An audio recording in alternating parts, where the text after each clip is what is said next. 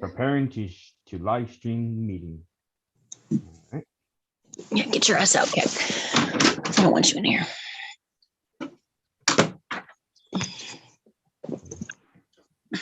Says I'm being redirected to YouTube. All right, and I want to say that we're live now. Okay, let me jump back over here so I can see. Okay, guys, how's it going, everybody? Y'all watching Dad versus CPS. Michael here. Today we got a pretty good show, guys. I've actually reached out to some people who, unfortunately, guys. Okay, so let me just give you a little introduction, right? The two people that I have here. Okay, this is Ashley Cooper and this is Randy Davis. Let me give you a little background on how I actually got in contact with them. Okay, and I don't want to smash on David Jose and David Straight too much, right? But I want everybody to know exactly where I actually got in touch with these two individuals, right? So in the past, David Jose, okay, I used to be a follower of him, right? Unfortunately for that, right? But I guess it was just like the amount of followers that we had back then. This must have been like 2018, right? And I guess it was just like I don't know what it was, but you know what? I would actually listen to him when he would tell me to block people, and without question, I would just block people, right? And I never had a problem with Ashley, and I never had a problem with Randy Davis. I never did, right? But I ended up listening to David Jose. Well, you know, fast forward in time. Okay, so now we're in present time now, right? And of course, all of this stuff is happening between me and David Straight and David Jose, and it's been happening to other people. It really has, right? But I wanted to know exactly what it was that why David Jose wanted me to block these two people right here, right? They're my friends now, right? And I'm happy for that, right? Because they have gotten me a lot of insight on a lot of things that I have missed, and I really wish I wouldn't have blocked them, right? So I just want to thank y'all guys, you know, for accepting my apology, right, and bringing me back into the friendship circle, right? Because that's awesome. But anyways, so we had different several subjects that we want to talk about, right? And I'm leaving this like an open mic. So we have other things that we want to talk about, useful things, right, on the show. But first, let's see what Ashley got to say. Let me pass the mic to her. How's it going, Ashley? It's going good. Just got the kiddos home. So if I mute myself, it's because one of them's fussing at the other. That's awesome. So Michael and I didn't really know each other. I actually went back and like re-looked at our messages from way before. It was actually 2019. And I was trying to tell him, you know, he was respectful. I mean, whatever, you know, he was trying to convince me that David Jose stuff worked. And I was like, well, did it work for you? You know, things like that, you know, and then I didn't even know he blocked me until like I got a message from him one day. And I'm like, okay. So y'all know me, like y'all know that I've been going after these people for quite some time. I've been exposing them. It's a humongous ring that involves a lot of people. It's organized crime, you know, whatever. So with David Jose, I had showed Michael everything that I had, like everything that were lies, phone recordings to prove, you know, this was a lie. Cause I'm not just going to, okay, there's my dog. Sorry. You know, not just to show like this is not just something that's coming out of my mouth just to be all whatever. Because when I was first getting on these people, I looked for people on whether or not these affidavits worked, because it actually started back with Shandy Emmett years ago. And she was trying to tell me, you know, these work, you know, that this is all real, blah, blah, blah. I'm like, no, I'm not going to attest to something that I have no idea if it does or doesn't. So then she tagged me on one of his old page, because he had an old page and it got taken down. He got banned for, you know, they deleted it. So that's kind of how I got into it. And then I started following the leaders and stuff. And that's kind of how I got involved. And then he started saying I'm a human trafficker. And oh, my favorite was when he told everybody that breaking news, Ashley Cooper got locked up by the feds. Here I am. I never got locked up. So, you know, it's just constant lies. And he masks the truth. He puts a little bit of truth with a great big lie to make it sound convincing.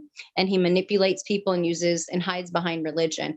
Oh, thank you, Jesus, for everything. Thank you, God. And that, and just looks around and there's just, I don't know. He's not right. And he's said that he's gotten his kids back and he hasn't. He still claims that he got his kids back on 2 separate occasions. And where are your kids? You don't have them with you. Your rights were terminated. Then he says that everything was falsified. And, it's just sad because a lot of parents came to me and told me how much money he took from them. And at one point, I have screenshots where he said, I never asked anybody for any money. Well, that was another lie. And yeah, it just got bigger and bigger and bigger. And the things that me, Randy, and a few other people uncovered was crazy. And the other thing is they all say we work together. No, let me go and correct y'all. We don't work together. It's just that us individually, we're looking at the same people. We don't go and actually have, we don't work together. Randy does his own thing. I do mine. Michael, you do yours, obviously. Right. But how did we come connected? Because we're looking at the same people. And we wanted to gather more information to see what works, what doesn't, what's real, what's not. And we don't want any more of our families to get hurt. I mean, these families are broken. They're vulnerable. They're so heartbroken. These are their children that they need in their lives. And you're worse than CPS, I mean, you're gaining the trust and then you rip out everything. And the worst thing to do is to give false hope. And that's how I got involved in all this. Right. Yeah, they sell these ideas, right? That's what a grifter does, right? They sell you the idea of something good, and with a price on that too, right? And just recently, Artie had taken the attorney, right? He has the YouTube channel, right? But he's an awesome guy, right? Yeah. And to be honest, let me tell everybody how I got involved with Artie, right? And he's really just how do you say, a spectator on my channel too, right? This is what he does, right? His channel. Artie, he likes to go around and debunk this sovereign citizen ideology, right, with people. And he's pretty damn good at it too, right? And he can talk some pretty good game, right? He's an attorney, right? And he went to school for it. and he can back it all up, you know what I'm saying? And it was crazy, right? So me and John, right, were explaining to everybody about the affidavit of repudiation. And I'm not gonna lie, I was completely just, brainwashed. I seriously thought that this was the ultimate way to gain some ultimate status, right? Where I was just going to be immune, right? But that's not what's going to happen, right? Because we've done tested that in federal court and state court, right? And they weren't trying to hear it. They weren't, right? It actually got John hurt, right? Unfortunately, right? Yeah. It got his case dismissed, right? And on his last order in federal court, right? They ended it up. They finished him off just saying that he had sovereign citizen ideology, and they brought up case law, right? Where it even says on how these sovereign citizens believe that they can give up their citizenship, and they went into detail. Like, this stuff has already been told in several federal courts already, right? So, anyways, so these videos that me and John were just telling everybody about David Strait and what happened to him, right? We just wanted everybody to know. It was embarrassing, it really was, but you know what? Me and John just said, you know what? Like, people are gonna talk crap. People are just gonna just say whatever they want. But you know what? At least somebody out there is gonna see these videos, and they're gonna be like, wow, it's happening to us too, or it could happen to us. You know, real things. Well, anyways, so Artie, right? He's taken an interest already with David Strait, because I mean his videos are very popular, and David Jose too, right? But he's following me, right? And Artie sees that me and John have actually been hurt, right? So, and me and John are just like, we really want David Strait to. There's John. He's pretty connected. All right, right. And we really want David. At that time, we just wanted David Strait just to help us out, and and how's it going, John? And just provide some type of assistance still, right? But he wasn't doing that, right? He hadn't returned our phone calls. He hadn't reviewed any documents. He hadn't tried to reach out to us. Nothing, right? And I'm there pouring my heart out on Facebook, on YouTube. David Strait, help us, like, you know, all this and that. And it's like, I'm looking like, you know, I didn't need to do all that, right? But I mean, we just wanted his help. So, Right. so you know what? I saw that Artie, and there was another attorney too, right? I think his name is one Galt or something like that, right? And these attorneys, that's all they do, right? They look at sovereign citizen channels. They look at people who are testing the courts and things like that, right? And so Artie and Juan were just commenting respectfully, though they really were, right? And they were saying, well, sure, the court's not going to recognize it, right? They're not going to give it no merit because it's pseudo lawyer ideology that presents the same concept of being a sovereign citizen, and that's why the court said it had no merit, right? Well, And be so, glad that you didn't go to jail and that you're not right, deemed a terrorist and a psyche eval, because that's usually what happens when you file that garbage, because you're saying that you're above the law and you lose the respect of the court. that's right, Then I'm also lucky they didn't clap back with a lawsuit on me, because they could have asked for double or triple. Yep. Yep. that's right. People need to really know the extent of how serious, you know, your situation will be if you attempt to use these documents. Okay, and let's get something real clear with everybody so everybody understands. Okay, there is no way, perfect way, correct way to file the affidavit of repudiation or any of that trash that David Street has. There is no correct way, right? You will fail so many times, and every time you fail, David Strait or David Jose, wherever you got it from, is going to keep saying, well, you didn't do the right steps. And you still didn't do this step. You still need to follow the trust. You still need to blah, blah, blah, all this and that. And you know what? It is an endless method. There is no finishing move, right? It's sort of like I said the last time me and you were up on stream. It's like Mario in 64. When you're at that one certain level, if you don't have enough stars, you just got to keep going up and up and up, and the steps never end unless you get all the stars. And it's also funny because I want to get something out the way, right? The reason why we're doing this is because we actually went to them for help, like Michael just explained, right? And instead of, we thought they were going to help us out because we thought they were good people at the time, but instead they just made it all about themselves and just decided to call us idiots. So it's like, oh, okay, you want to call us idiots? All right, let's see your story, your background, the hidden documents. They have a lot. David Strait was never in the military, and like I've told him and much of other people that are their followers, Sarah Dunklin, she lost her kid in court. And, she was saying, oh, these are fake attorneys and they're all fake and we're going to file these affidavits. Okay. Why didn't you use the affidavit in court for yourself, for your own daughter? You used a real attorney. Oh, because you knew that it was going to land you somewhere you didn't want to be. They know what these documents do. They don't care.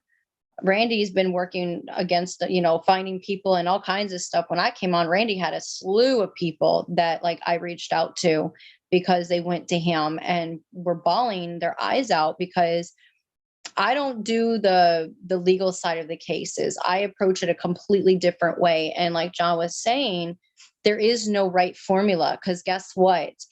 Every single case is different. Every single caseworker you work with is different. Every single county in the same state are different. They don't follow.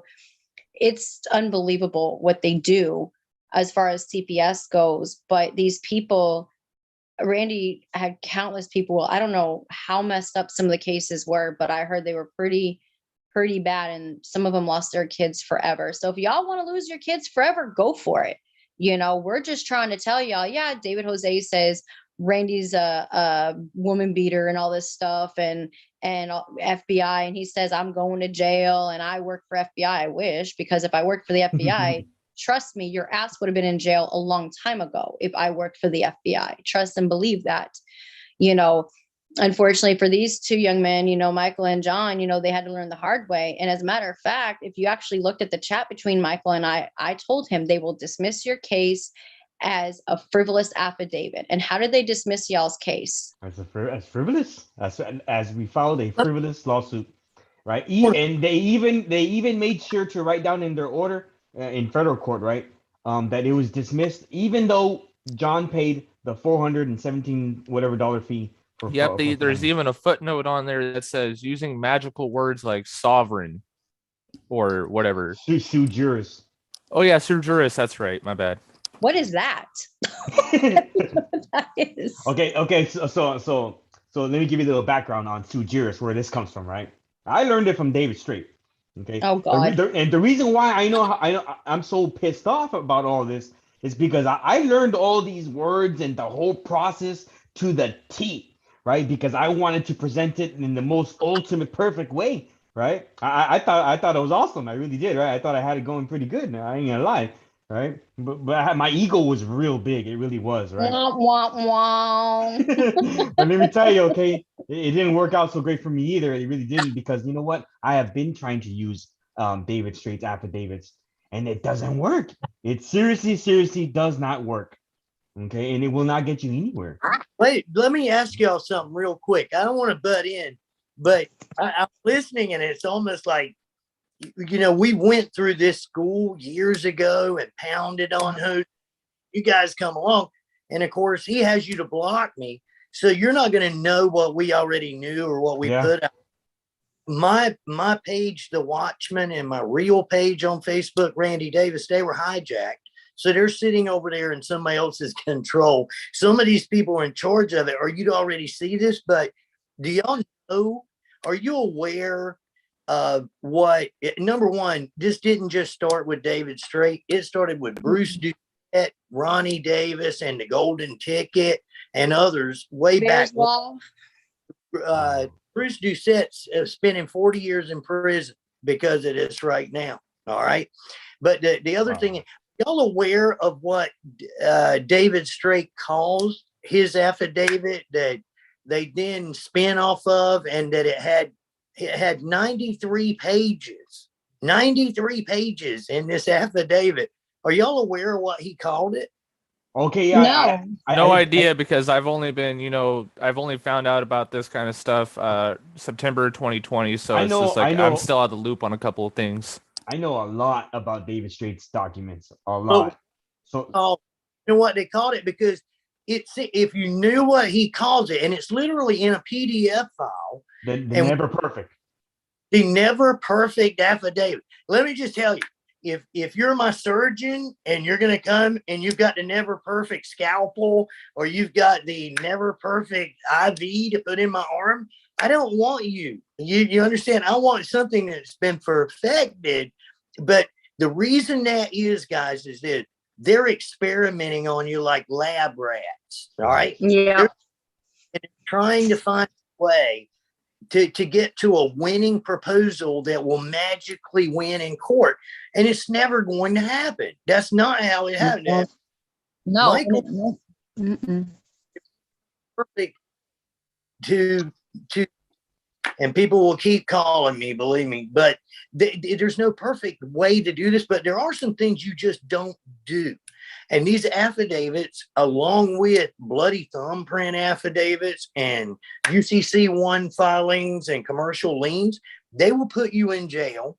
They will make a judge blow up on you. You're going to get psych evals. You're going to get supervised visits if you get any whatsoever.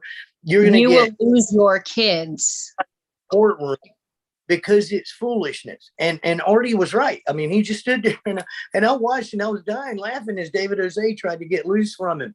And David Jose trapped himself. The one that Michael, I was like, man, this is crazy. I didn't know he had done one so long, but it was just so stupid. It was like arguing with a brick wall, because Jose say stuff that sounds good in here. It sounds good to the Facebook echo chamber where everybody's like, yeah, stick it to the man, power to the people. But when you get in a courtroom, it's completely different. It is a different deal. And I'm telling you, as a man who, number one, they put me in jail 5 months with no charge.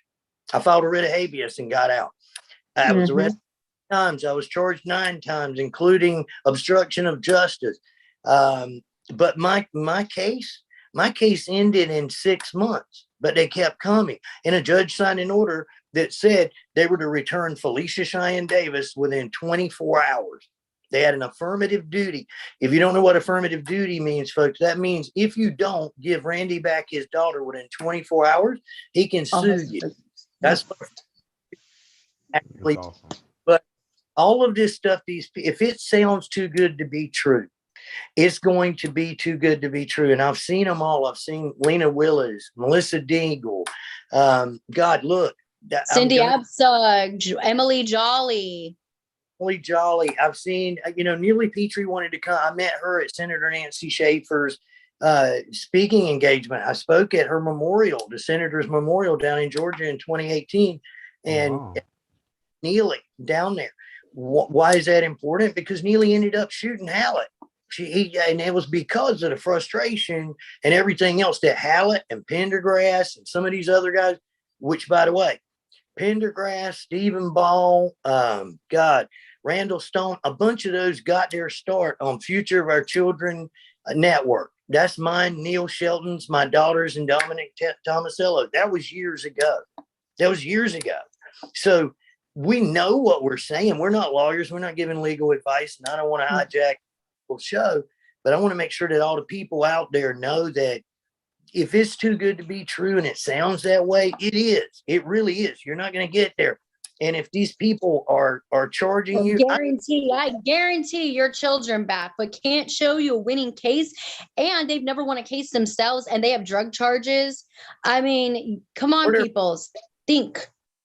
But here's the whole thing. If advocates charge you and you're happy with it, who cares? I wouldn't care if advocates charge. That's not a problem.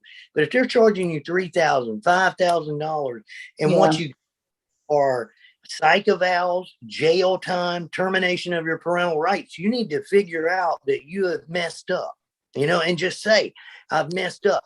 Now, one of the key things is what Michael said in the beginning, and that is, you'll never hear me say, you need to block that one immediately. Exactly. Yeah, guys, we got to think about things like that. If you say, don't go look in that box, I'm the guy that's going to go look in the box, because I want to know why you're telling me not to look in that box. Mine are buttons. I like to push buttons. Yeah, but I'm going to look in that box. And if you don't have that kind of a mindset whenever you come into a DSS case, they're going to run over you because you're over here chasing a rabbit. Just like Hurt did, he's chasing a rabbit over here, but you can overcome. And there's friends of ours who have overcame this foolishness.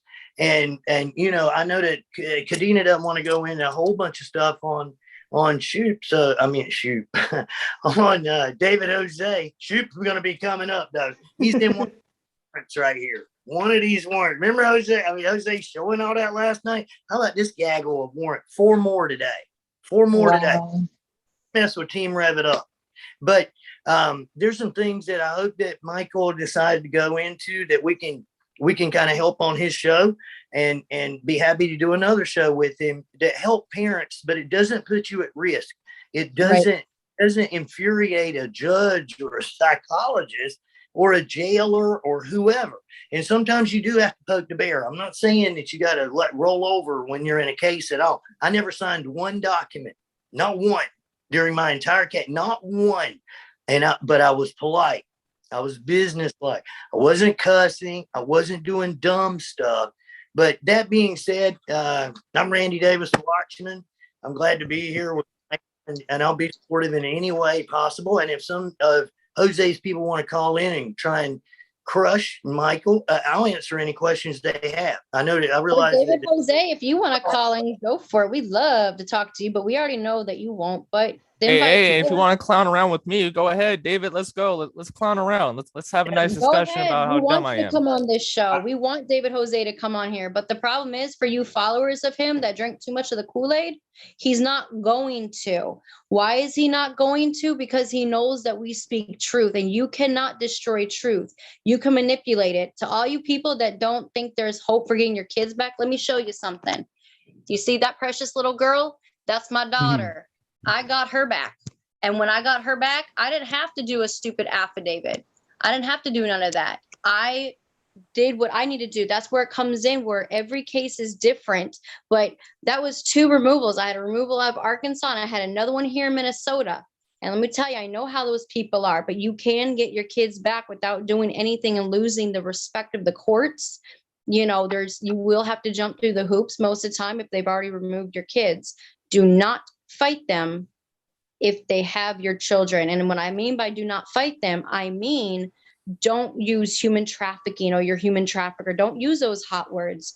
You comply, you play their game, you build a case quietly, get your children back, and then go after them. Yep. And anybody that had, like this, that's what they would recommend. And I'm pretty sure you've had some help with, good attorneys because, not all of them are bad. Guys, I had 2 attorneys. I had a private attorney that did not overcharge me. In fact, he took a CPS case for only $3,000 because he saw the corruption. And you are talking to a woman that you guys just saw, that baby girl right there. She was only 2 years old. She was 8 months when she was removed from me. And they told me, you sterilize yourself or you don't get her back. Now, here's the kicker. For all you David Jose followers, let's do some critical thinking. Who is going to hold CPS accountable? Because my attorney said we have a 50-50 chance to fight it. And there's no accountability. So you use the procedures when they sabotage your case, you use the procedures they're supposed to follow against them, and you have a higher chance. So the thing is that you were talking to someone that had to sterilize. I had to cut and burn my tubes to stop reproducing in order to get her back. Wow. So I understand. My second attorney was, guess what? He was a public defender and he went to war for me. That was after I turned him into the Bar Association because he wanted me to just bend over, and that's not what I do. And that's where you start to fight. And there are ways to get your attorneys to do what you need them to do. So yes, and both attorneys, one was paid and one was not. And we got our kids back both times, and they were going to terminate my rights. I called Randy bawling my eyes out saying they were going to terminate my rights. Remember that? I bawled my eyes out. It was already too late to do any type of guardianship or anything else like that. So, but we got them back and they closed the case out. There was an audit done and the FBI is involved in that case and they're still investigating them here. You know, Ashley, and you're a perfect example of what other parents need to hear, because you've actually had this with 2 experiences, right? And that's why I like to bring you here on the show too, right? Because you got that experience too. I know Randy David has his own experiences also, but this is the type of stories and things that people need to hear, right? Not because so far we got some chump out there with 20-something thousand subscribers talking about all kinds of things, and he hasn't even gotten his kids back. We're simple things like where you have gone through, you know what I mean, Ashley? Like for one thing, okay, did you do your case plan on both times that you were? Yes, I did. I did both my case plans both times. That's when I fought the first time. I fought like y'all did because I didn't know any better. What saved me is I recorded them and I would get them caught up and I learned the procedures. And my attorney said, stop making waves. Just stop making waves, because when you make waves, guess who has the upper hand? Because it ain't us. The judge is always going to side with those CPS workers. We all know they lie. We all know their dirty tricks. And the biggest thing when I started doing this is how they're keeping kids away from parents is they're sabotaging the parents during those procedures. And there's no bond between the parent and child, but they're not giving them any kind of visitations. And that's what they tried in Arkansas. Here in Minnesota, I got my kids back in 3 months. Y'all, 3 months I got them back. Okay. Here in Minnesota, it was 18 months. It was for domestic violence on my husband and me and pot use on him. And they said I had a mental illness, but they didn't have any diagnosis for me. Okay. So David Jose and the rest of them say, oh, I use meth. Just so y'all know, you guys can see my arms. Y'all see any track marks there? Just to make it clear the air. Y'all see any track marks on my arms? I'm a little overweight for using drugs. You know, I'm pretty sure I probably wouldn't lose weight if I did, but here's my other arm. You know, if you guys want to see, there's like no track marks whatsoever, because they like to do that to discredit you. But it took me 18 months. I had to do the case plan, but my husband did not. And they made him move back into my home. They made me quit my job and put me on child support. So y'all, I understand. And the person that was on my case was the supervisor. It was not just a random caseworker. It was a supervisor that was on my case. But because I recorded the phone calls and I text and I got them every step of the way, they were coming at me hard. And finally, Justin didn't have to do anger management. He didn't have to do no psych eval, but I did, because they're there to separate families, but you can still win. And I had to do my case plan. Yes, I had to sign the document. If you refuse to sign it, that means that you are unstable, and the judge will say, okay, you forfeit your kids. You don't care about your kids. If you're missing visitation, stop missing visitation. I don't want to hear any excuses.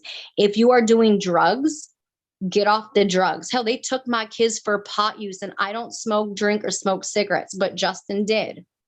And and he wasn't even in the same house as me. He was kicked out 3 months before. There is a live on it, you know? So, I mean, and people say, well, they have to have a warrant. Yeah, they do. But guess what? You ask for a warrant, they will, trust me, they will go get a warrant. Trust and believe that. Even if even if they have no probable cause. Maria did have a warrant. She showed it to me, and it was signed by Judge Kuzo. So yes, I'm very aware of the good and bad and evil. Okay. But I still got my kids back. That's awesome. That's awesome. Hey, Randy, I gotta ask, what is that in the background, in back of you? It's a native Aztec medallion that's back there. That is awesome. An Oreo. Wow. An Oreo frappe. Frappe. Or whatever, cappuccino. From where? Sorry, my daughter. Starbucks. Went tomorrow? Because if you're going to Duluth anyways, I want What kind of paperwork you got there, Randy? I'm anxious to know. I'll buy it for you. And I have this right now. This is going to go to the heart of Jose's little argument where he's showing what's called a PPO out of Michigan. The only reason he's doing this, and Kadena, is because Jose wants to come at me in order to try and hurt Kadena's effort at exposing Jose. So he's got to say, Randy is a high Mason. He's Illuminati. He's eating babies. He's whatever kind of foolishness Jose can come up with. So he comes up with a woman who's got an ex parte PPO out of the state of Michigan. And he's like, PPO? Got it. It's an ex parte. Well, number one, if you do this long enough, you're going to have ex parte orders against you. If you don't know what ex parte means out there and you're a parent, it means without all the parties there. Meaning it's an order that you don't get to present your witnesses. You don't get to present your evidence. You don't get to do anything. Well, the state of Michigan will give a ham sandwich and ex parte PPO. So it's a restraining order or a protective order is what it is. But in order to find out what really goes on, here's what I did today. And I ended up with, because of what I did today, I got 4 warrants issued today to go with 2 that were already issued. And these are people that are ganged up, because you'll have flying monkeys, like you'll have Jose's little flying monkeys around them. They'll all zoom in, and no matter what they will, darn it. Back on every time I get a call, but they'll come in and they'll zoom in on you and they'll file stuff on you. Michael, I've had 2 times out of Florida. I've had a clinical psychologist send me cease and desist orders from a packet that thick from their lawyers, because when you're really doing something, people are going to try to shut you down. I had a woman, she filed paperwork out of Onslow County. Her name is Sue. Today I filed paperwork on her. Why? Because I gave her a chance, but I'm sick of it. And I want to show y'all a little bit about paperwork so you understand. And it'll go to something Ashley said too. But these are all my subpoenas. Somebody will zoom in and take a shot. So I'll make sure they get all the little names. Make sure they get all the names in there too. Like, and like, I'm going to tell y'all too, anybody that follows David Jose that drank too much of the Kool-Aid, there's no secrets on my page under Ashley Cooper. All of that is public knowledge for a reason, because I want y'all, and it's worked every time, where y'all go in and screenshot and send it to him. So we make it public for a reason. Okay. For a reason, we make it public, because we know that you guys are going to go in and screenshot it, because we want people to know the truth. Right. But Michael asked about the information. Let me explain something, folks. Number one, if you have, and people will say they have to have a court order or they have to have a warrant to take your children. They do not. They do not. Let me explain why. Let's say you're sitting in your yard right now and two cars hit head on and every adult in the two cars are killed out in front of your house. Does DSS have to have a warrant or a court order to come and take those children and get them help? No, because it's an exigent circumstance. It's an emergency circumstance. In the state of North Carolina, for example, North Carolina General Statute, Chapter 7B is the child welfare laws. And what it states is if an exigency circumstance is created, meaning it could be a meth lab blew up, okay? It could be 5 kids walk up to your door and they walk up to Michael's tonight and they knock on the door and they don't have anywhere to go because they've just been dropped off. You've got to have some kind of a system in order to help these kids. So it's North Carolina law says if that happens or an emergency situation happens, then DSS has 12 hours in order to go get the court order after assuming custody, and it's called non-secure custody, after assuming custody of those children. If any part of that 12 hours falls on a weekend, they have 24 hours. So they don't have unlimited time in order to go and do this. But unless they either have an emergency situation or they have to do that, then they have to have the paperwork. So Michael asked about this. These are called CAD reports. These are CADs. And I say CADs because everything's got an acronym.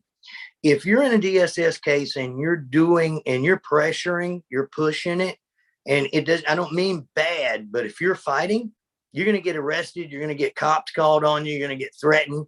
You're going to have cops come with DSS or something. But anytime, even if you're in a custody situation and you don't want the other parent, you want to know what's going on with them, a CAD report, and I'll read you an example of one in a second because you're going to be blown away.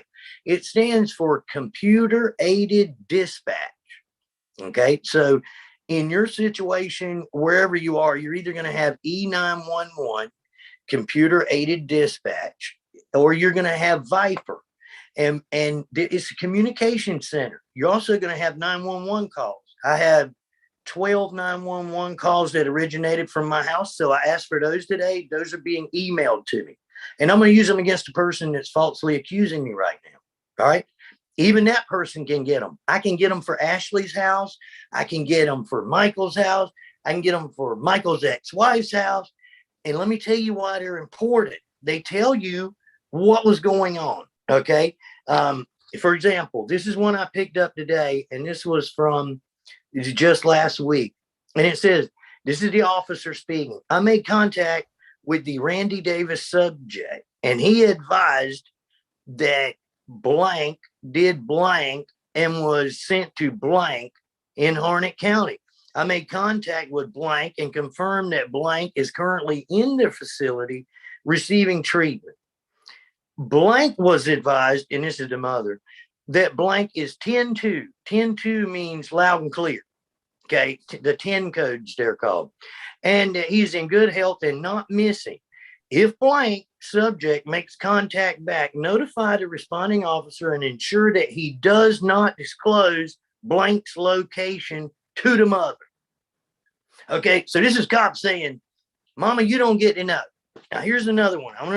And the reason this is important is because you need to know what cops are doing. Sometimes you will find that cops have been to your house and you didn't know.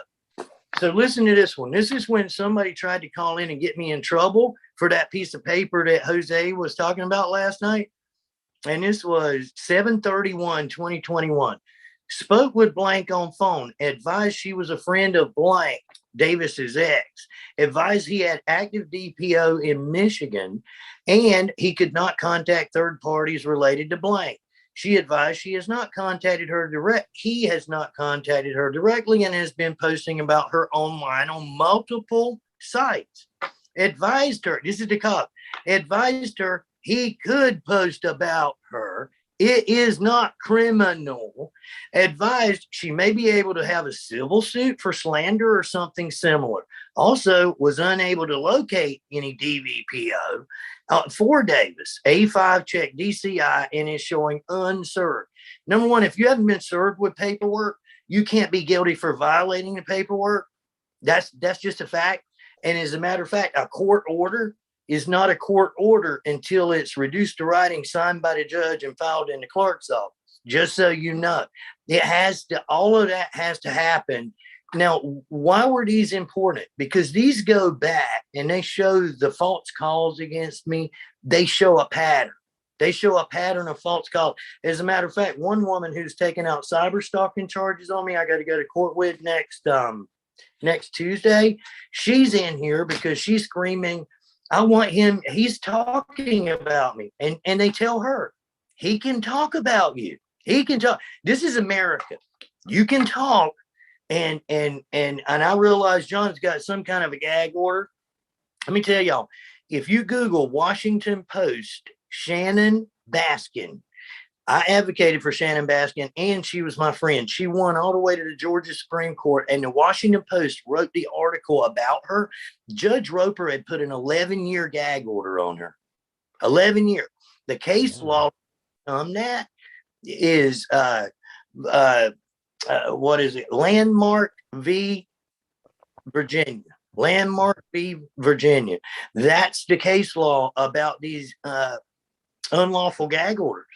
You can talk crap about your judge. Now, I don't recommend that you talk crap about your judge, but this is America, and I can talk crap about these people. I'm tippy-toeing because they're so sensitive. They like to come out and they like to run and use fake names on David Jose's show in order to try and smear Kadena by dragging me in it. But you're not going to smear Kadena by dragging me in it because you'll get all the team rev it up right down. That's right. Rev it up. And same here. Like, you want to put Ashley Cooper in the mix. You thought I was bad then? Wait until I get back Hey, look, into and Mr. Jose, if you want to bring me in the mix, I'll Cobra Kai you and show you no mercy. I'm not kidding. I mean, all of us will come after you. This guy thinks that he's just gonna go and talk about everybody, and he thinks he's got a mindset where he's thinking like, you know what? Well, nobody's got a channel. It's only Michael. Well, you know what? I'm going to bring people on my channel because I got subscribers too, right? And he's always talking about things like, well, he's struggling with views. I mean, come on. I almost got 2 million views, right? So he's got like 1.2 million. He just passed 1 million, right? But it almost looks as if he's struggling with views. I'm chilling, you know? I've been doing a little vacation. And it's not even about views. It's the fact that we want people to know the truth.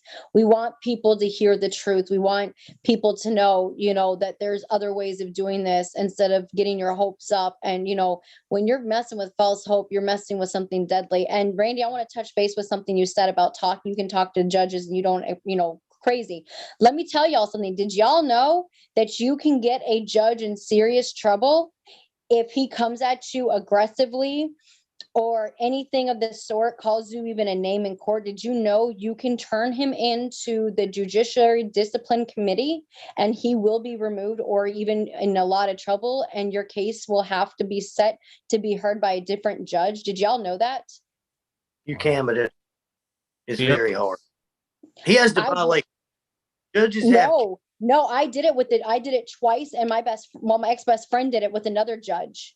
It's not hard, but you can do that, but you have to make sure it's on the record. And the thing is that's the part they usually have court reporters that leave stuff out. Have y'all ever had that happen to y'all where the court report leaves it out? Right. Oh yeah. Right. So that's where it gets hard, but they actually have it recorded and you can get a hold of that recording, but I'm not exactly sure how to go about that. Randy, do you by chance know how to go about to get the actual recording from the court? Those recordings in there, they're done on a special thing like that, right? And it's a special recording device. So even if you got the disc, you can't decode it. But a transcriber can transcribe it, and they're super expensive. And generally, what happens is every one of these judges has their own clerk, and their clerk is paid to do the transcript for their judge. Well, there's a lot of time when they started my case. Whenever they started it, right? They said, Your Honor, the state's going to show that this is a case of religion gone too far. And I'm like, what? I hope he really did just say that, because that just takes everything after it, right? But when the transcripts come out, that's nowhere to be found. Why is that nowhere to be found? Because that was stupid. That is just completely stupid. It had nothing to do with religion, but it wouldn't have mattered if I was worshiping rocks and flying saucers. That's not about the issue here. You've got a right to do so. And the thing that I want everybody to understand, and this is something that Cadena was hitting on. Well, he was hitting on it because Artie was hitting on it with Jose, and it was about the rights, the Bill of Rights. Okay, literally the Bill of Rights. You know, when you're in family court, folks, you're in a no man's land. You want to get out of there as fast as you possibly can. It's a hidden jungle in there. They can video you, but you can't take in a phone. They can do whatever they please, and you can't show any evidence. What's the difference in a non-secure and a permanency planning hearing? What's the difference in an adjudication and a 7-day hearing?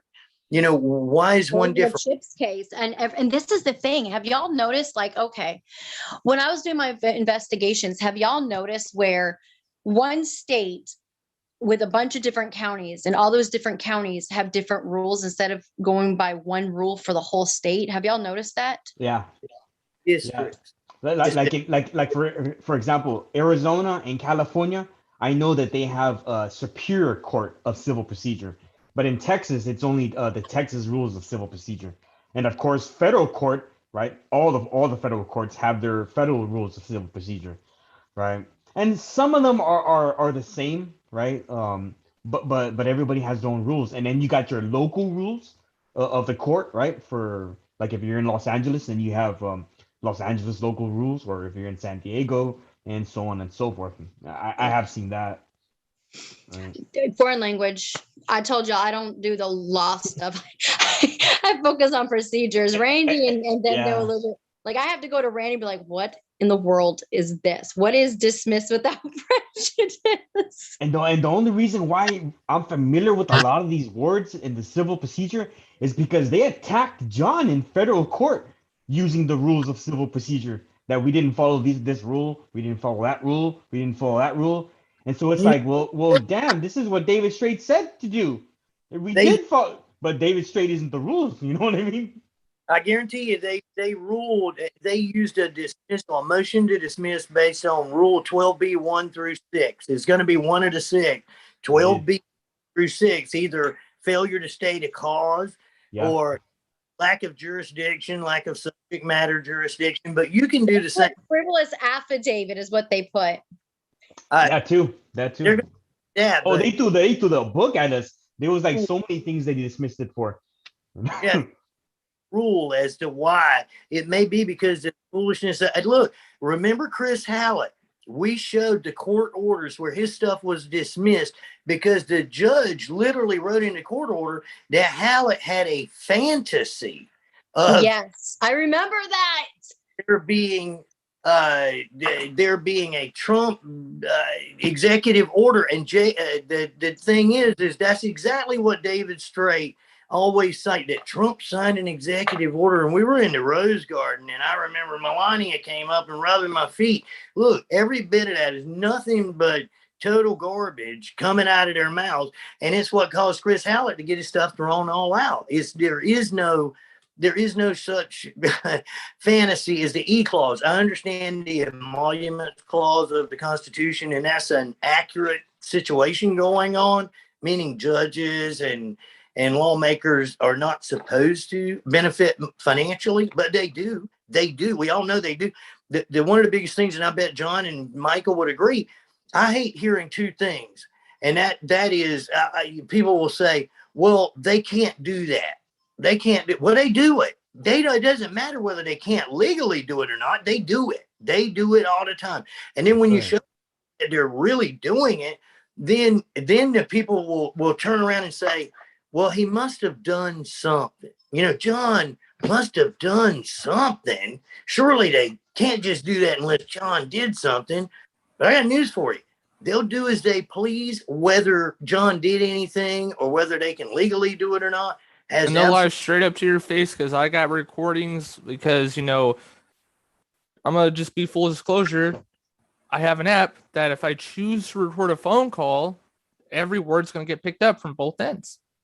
So again, Mine does it. They can say what they want. And, I know some people may be waiting for this, but when you saw me on the phone, when I had myself muted, that was actually the offices of my county supervisor, right? And guess what? Now things are going to be starting looking better for me. In my case, I can't really speak too much about it, and I'm not going to. But point is, now that I actually went to the right channels, because I went as far as contacting my local senator, and then my local senators got in contact with the county supervisor's office, wrote a correspondence on my behalf. And hey, you know what? In another video, I'll show that proof too of the letter. And well, I can't really, I'm not really going to expose the conversations because that involves my case. But the point is, they emailed the director of CPS here in San Diego, and things got done. Wow, look at what happens when you have God on your side, and look at what happens when you go to the right people in the right way. Everybody's got a boss, so there's a supervisor out there. And when you keep your nose clean, you can go to those people because they can't come back on you and say, well, you're mentally unstable because you said this and that, or you are still testing positive for meth. Well, you missed this many court cases. You missed this many hearings. You missed this many visitations. You got to keep your nose clean and fight fire with fire. That's how you do it. Oh, and another thing I forgot to mention is they also like my idea of putting body cams on social workers. But the thing is, they have to set a guideline, a standard to where things will be confidential. And then there's also the question of where the budget for that is going to come, right? That's right. it. And when I was talking to Senator Alan Clark, because before all this, I was in deep with senators and, all this other stuff, and they do help a lot, but a lot of them, they're part of the problem. But the thing is we were talking about doing an anonymous hotline where parents can call in on the social workers for not following the procedures and turn them in. And if nothing gets done, it goes to the supervisors, to where the supervisors are under fire as well. Not sure what happened with that, but that's another idea. I love the body cam idea. I think that really needs to happen. Yeah. I think it will help out a lot, because I have recordings from a supervisor out of Arkansas, Randy, I think you heard it, where they said the Constitution does not apply to us. Let that sink in, y'all. The Constitution does not apply to them. That is recorded phone call. Let that sink in. To the social workers. To the social workers and child protective services. I said, yeah, my name's Alana, whatever. I give them a fake name because they all know me, unfortunately. They know me. So I was like, just out of curiosity, does the Constitution apply to this agency? No, it does not. It was out of Jonesboro, Arkansas. Oh my goodness. So the Constitution, you guys don't have to follow the procedures and the Constitution? No, we do not. Wow. That is crazy. They're given they're in a position of a lot of authority. But you know what, guys, I want to show everybody something, right? Because you know what? Good job, Nate. Okay. Everybody needs to see this, King. I'm gonna show you something. Sorry. Y'all, my kids are home. They're home from school. So I'm sorry. My son was just telling me that he came in he was telling me on his reading test, he got a 98. So I'm really proud of him. Super proud of him. Awesome. Guys, I want to share my screen with y'all and with everybody. Okay, real quick. So I don't know if y'all can see this. Can y'all see the screen? Barely. Right, I can. I zoomed in. Okay, so I went ahead and PDF this, right? And I took out my David Jose, make sure that you take screenshots of this there, buddy. Yeah, since you like to take PCAPs, why aren't you recognizing your own documents and what went wrong in your case, buddy? This is some pretty good PCAPs right here. Right. So guys, I want everybody to know that, you know what, it came to a point where I was like, you know what, I gotta know, right? I already know about his civil suit in Maricopa County. I already know about his federal suit, right, that where he lost using Carl Lynn's method. So that's already debunked. And I just needed to know about his Supreme Court case, right? Because he's already lost Yeah, he's already lost in dependency court too, right? So that's 4 cases dismissed that he lost. Right. So how did I get these files, right, from the Supreme Court? Well, guys, I'm going to tell you how easy it was. Like literally, it was so easy. All I did was public records. That's right. It is. In this case, I was trying to get the email address to the clerk. So I just Google Arizona Supreme Court clerk for the court, and I get the number, and I call the clerk, and I tell the clerk, hey, I'm trying to send y'all an email. Do y'all have an email that I can just receive from y'all? And I gave them my email, right? And then the clerk, he sent me a blank email, and now I knew it, right? And so what I did was I typed up this letter, right? So I put, my name is Michael Cadena, right? I am requesting all the records from the Supreme Court case HC, which that stands for habeas corpus, right? Because that's what David Jose filed, right? HC-18-0013, right? Where the plaintiff and petitioner was David Watson, because that's his real name, guys. If y'all didn't know, right? For the viewers, right? His real name is David Jose Romero Watson. But you could file any name in court, right? You don't have to go in as your name, right? But he did in this case, and he just used his first and last name. And where the defendants was Greg McKay, Director of Arizona Department of Child Safety. Right, so I put, you may contact me here, email, or directly to my phone number. I was trying to download on Pacer because I got a Pacer account, right? But I could not find them on Pacer. Maybe I was doing it wrong. I don't know, but I was anxious. So I just got a hold of the clerk, right? Maybe she'll help me. It's her job, right? So at least not the Supreme Court of Arizona. If there is a cost, please let me know or feel free, right? Best regards, Michael Cadena. So I wrote this on a Thursday, on a Wednesday, and they got back to me on Monday, right? So let me show you the next one, right?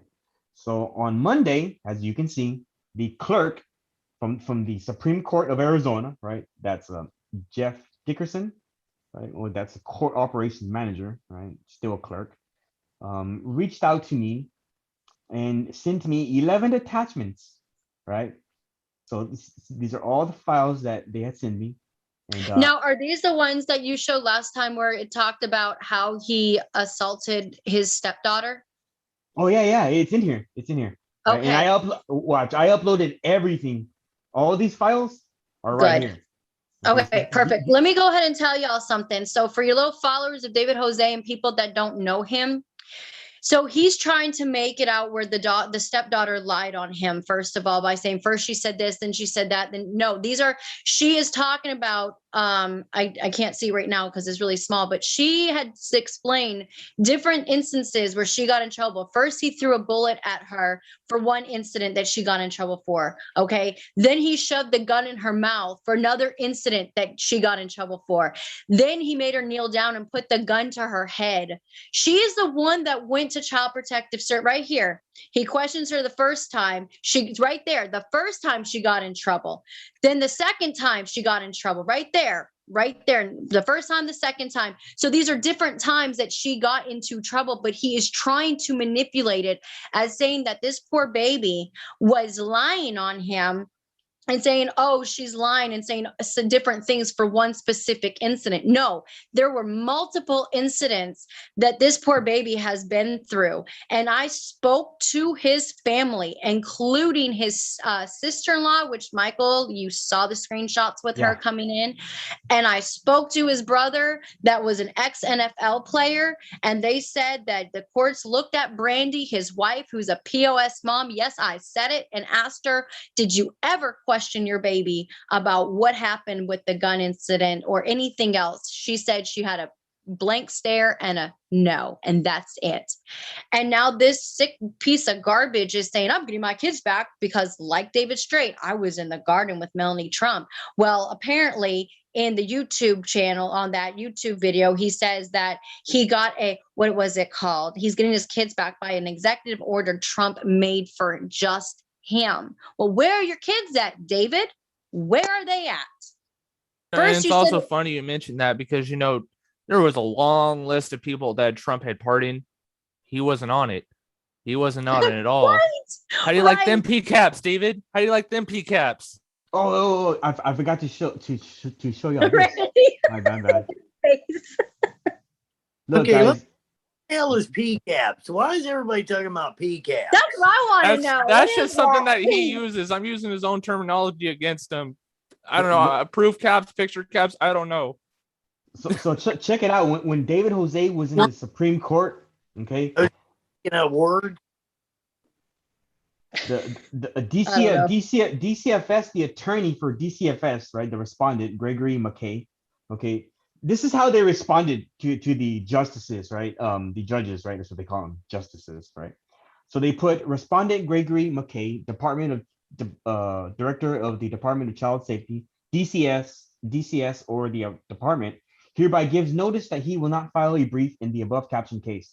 Petitioner David Watson, parental's rights to his children, right, were terminated on March 19th, 2018 in Maricopa County, right, juvenile Which court. he did not show up for out of fear of going to prison or jail. Y'all, listen to that again. He did not even show up for his own termination hearing. He did not fight for his kids. His own family would not take his children. He was banking on them to take the kids, but they did not want to deal with his narcissistic butt because he is sick in the head. He is disgusting. I'm sorry, but somebody that is going to sit there and hide behind religion, oh, thank you, Jesus, thank you, God, blah, blah, blah, blah, and have his eyes open, no sincerity behind it, because you can tell if you are a true Christian, you can definitely tell. No, his own family did not want to deal with him for 18 more years. On top of that, his utilities got turned off numerous times where he would, call his brother at 1 o'clock in the morning. He's had numerous evictions. The list goes on. What else did she say, Randy? That he's never had a job a day in his life. And what else did she say? Basically that she no longer believes that a child should be with their biological parents because maybe her exact words is, maybe there's corruption in some cases, but David Jose's was not one of them because they begged Brandy to do something to try to keep those babies with her. Because honestly, those kids love their mama. You guys saw the pictures I sent y'all. Oh yes, David, I got a hold of the pictures of your children. I absolutely did. And I am so glad they're no longer at your grasp of hurting and abusing them. You are definitely someone that needed to have those kids removed because okay, I'm gonna stop there because I'm about to cuss up a storm. So I promised I wouldn't try to cuss on this show because he makes me I kind very of want to angry. respond to some of these people in the chat. All right, so how much more proof do you need? That's literally. Do you guys would you guys like, what about the fake congressional hearing? Would you guys like Matthew Garrison's phone call recording where he actually said there was absolutely no Congress on September 9th, 2019, when they said they were in front of a bunch of Congress members? Also, you want more proof? All these yahoos talk about, what would he say, you guys, about the bar attorneys? What would he say about them? They're fake? Basically they're not helping anybody really. I mean, David Jose straight up believes, and I used to believe the same concept too. We all used to be against attorneys, right? Okay, now listen to this. Y'all believed that you guys were against attorneys and they are corrupt. But yet the same person talks all this garbage, saying all this stuff about bar attorneys. But guess what? They're also claiming that they're in good with Congress. Do y'all know what type of how many bar cards Congress holds? Randy, how many have bar cards? House of Reps, it's almost 3/4 of the House of Representatives are lawyers. Bing, bing, bing, bing, That's bing. a lot of people to go up against, right? Who know what they're talking about. But he says that they're listening to him. He says that Congress and representatives and everybody are basically bowing to his feet and that they put them on notice and they're working with them. No, they're not. I can literally say right now, you know what? My whole concept and view of attorneys has completely changed, right? I can't believe how sidetracked I got believing all that garbage, all that nonsense, right? I literally thought that all the attorneys were all evil and out to get us, right? Some of them are lazy. Some of them don't want to do their job. Some of them are crooked. You have a lot of those too. We have a lot of good people, a lot of bad people, So the person that's asking that in chat, did you get your kids back? Did you get your kids back? Did you file this? Are your kids home with you? Did any of y'all get your kids back? I will pay you $200 right now if you can show me documentation that you filed these frivolous affidavits in court, and because of that affidavit, you got your children back, but it has to show that it was documented in court and you got your kids back, I will send you 200 right now. I'm wondering what John saw in the chat. What did you see in the chat? I like what the people are saying over there, and he was getting to it, but I think we all off. Oh, this Brandon Spencer is typing up a storm, right? Basically, it just sounds like he's in David Jose's corner and David Straight's corner, right? Trying to tell us about, rules, laws, regulations. Like we don't do our own reading and research, right? But see, the thing is, I even went as far as buying David Straight's USB, and I watched those videos religiously. And, now to think about it, all that time and money I wasted, I could have hired a really good attorney, and I wouldn't have been through any of this at all. We went so far to dig into research on everybody's back because everything was just failing and nobody was coming through.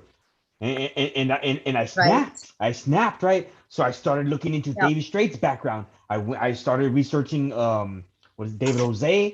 I started researching Carl Lynn's, and it's like, holy crud, nobody's really even winning. Nobody's got proof of nothing. I dumped all of Carl Lynn's methods, right? All his files in federal court, no win at all. As a matter, get this, okay? Me and John were just having a kick off of this, right? A good laugh.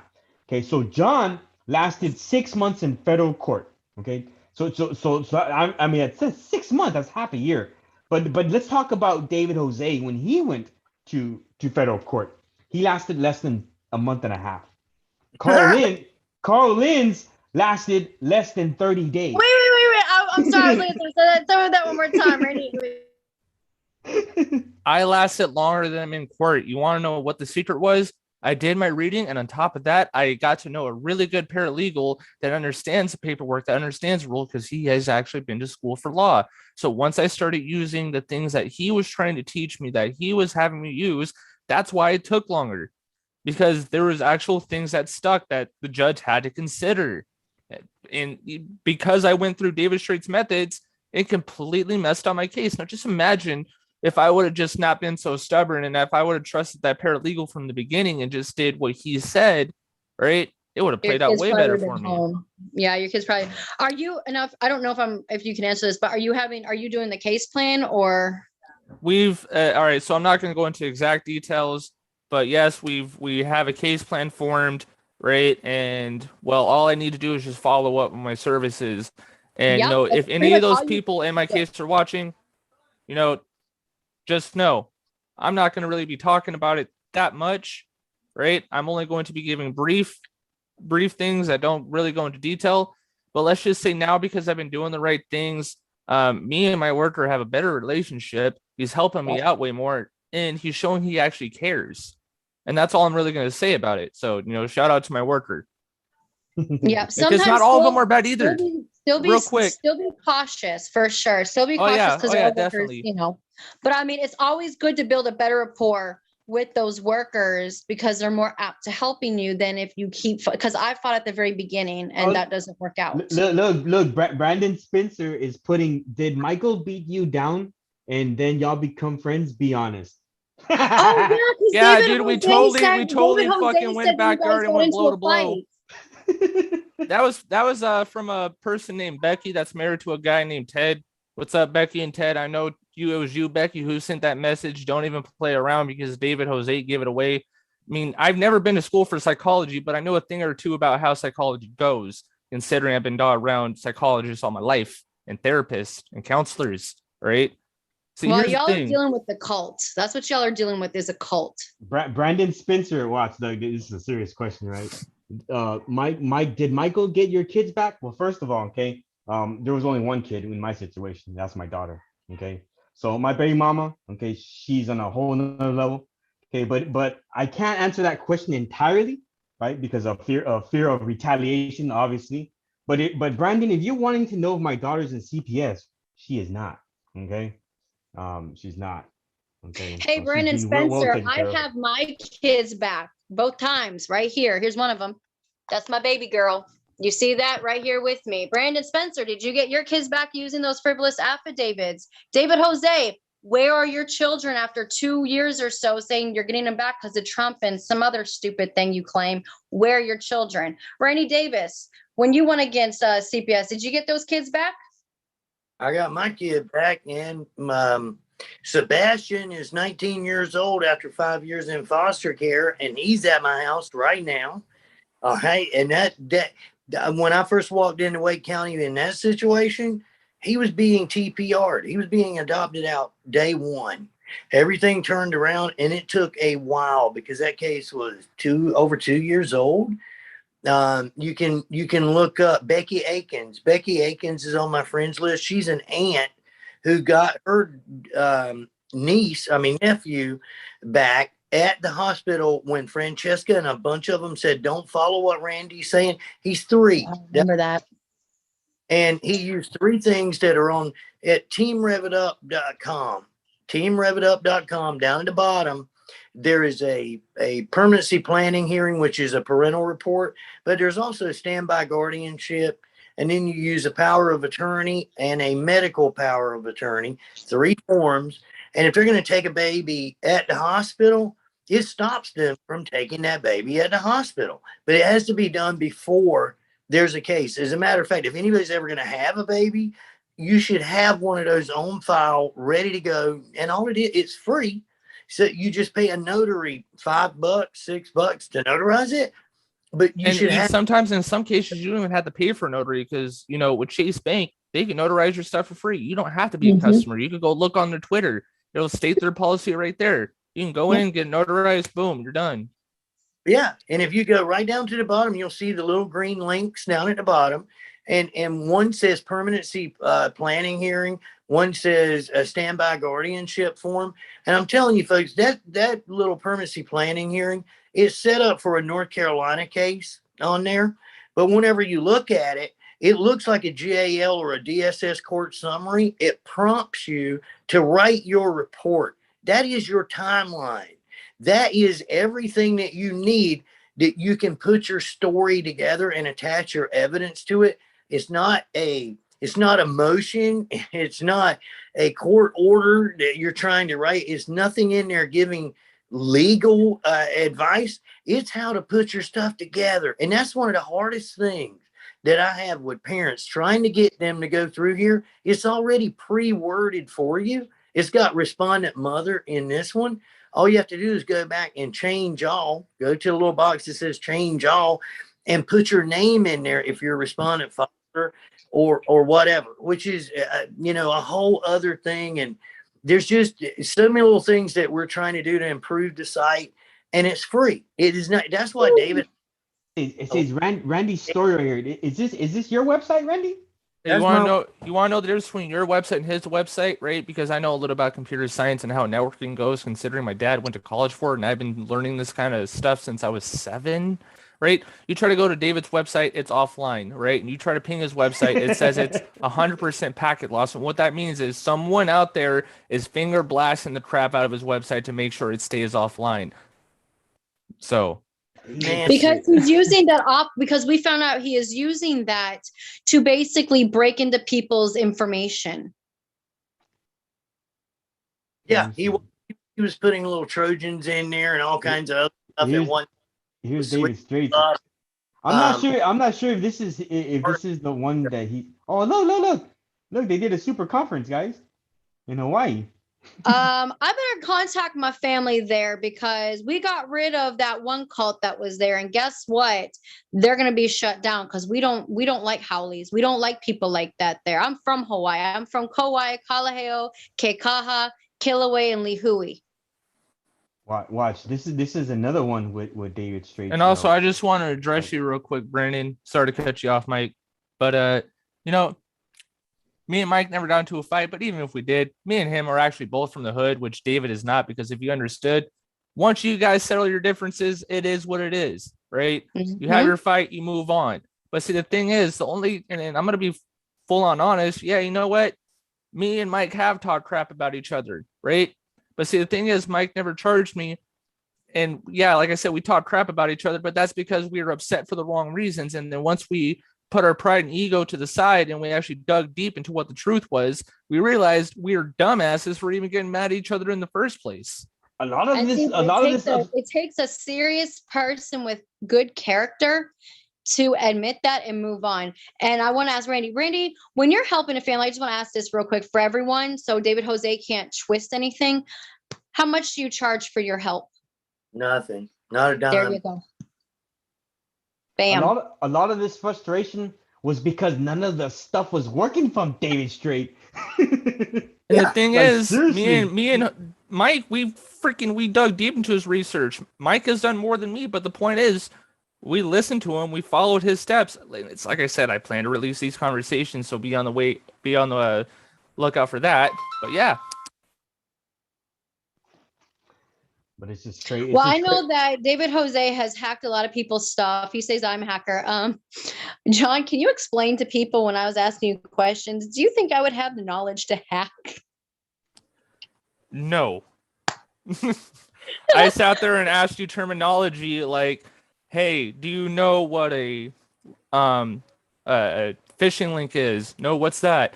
Do you know what a IP logger link is? No, what's that? Do you know what a rootkit is? That. No. And I only have a cell phone. I don't know if you can hack into people's stuff with just a cell phone, but I don't know. Like to put it simply, when it comes to computer security and privacy online, there is no such thing, even if you're disconnected from the internet, right? Which is helpful to a certain extent, but the moment you plug it back in, if someone's in your computer, they're in your computer. Doesn't matter if it's your computer, your cell phone. Each device has, you know, a let's see, what's a good word to put it, has a trail, right? So, you know, this device has a specific name, this device has its own name, right, that are in the forms of letters and numbers, called a MAC address.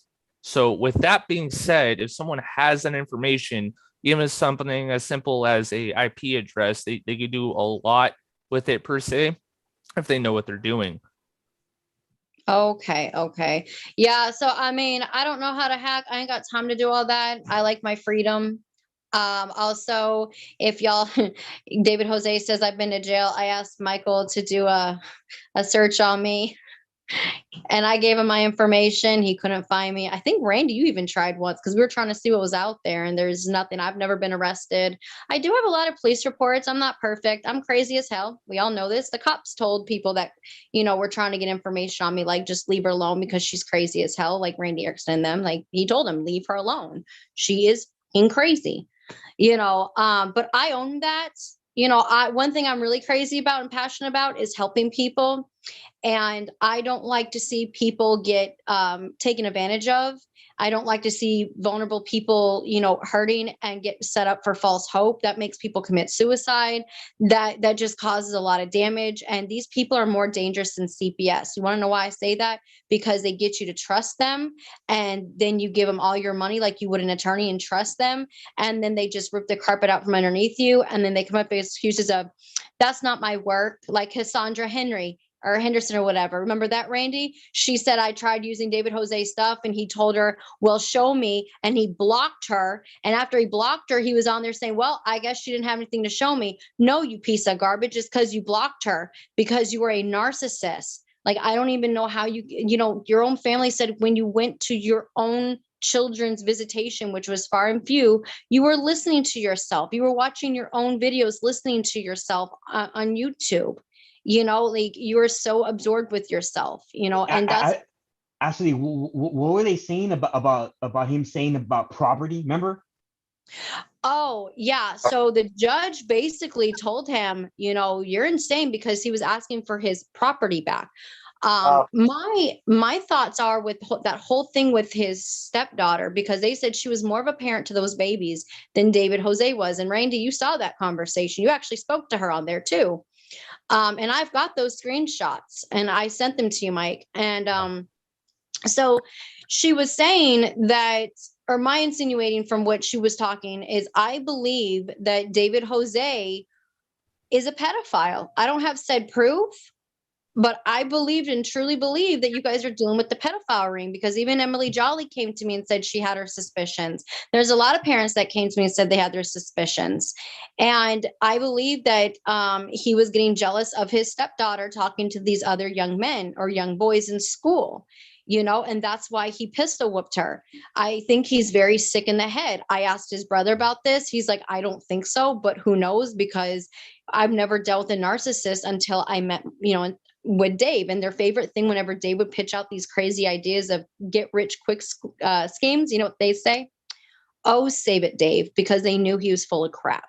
Oh, save it, Dave, because they didn't want to hear his garbage at all. That they always tell him that. He's like, just always tell him, oh, save it.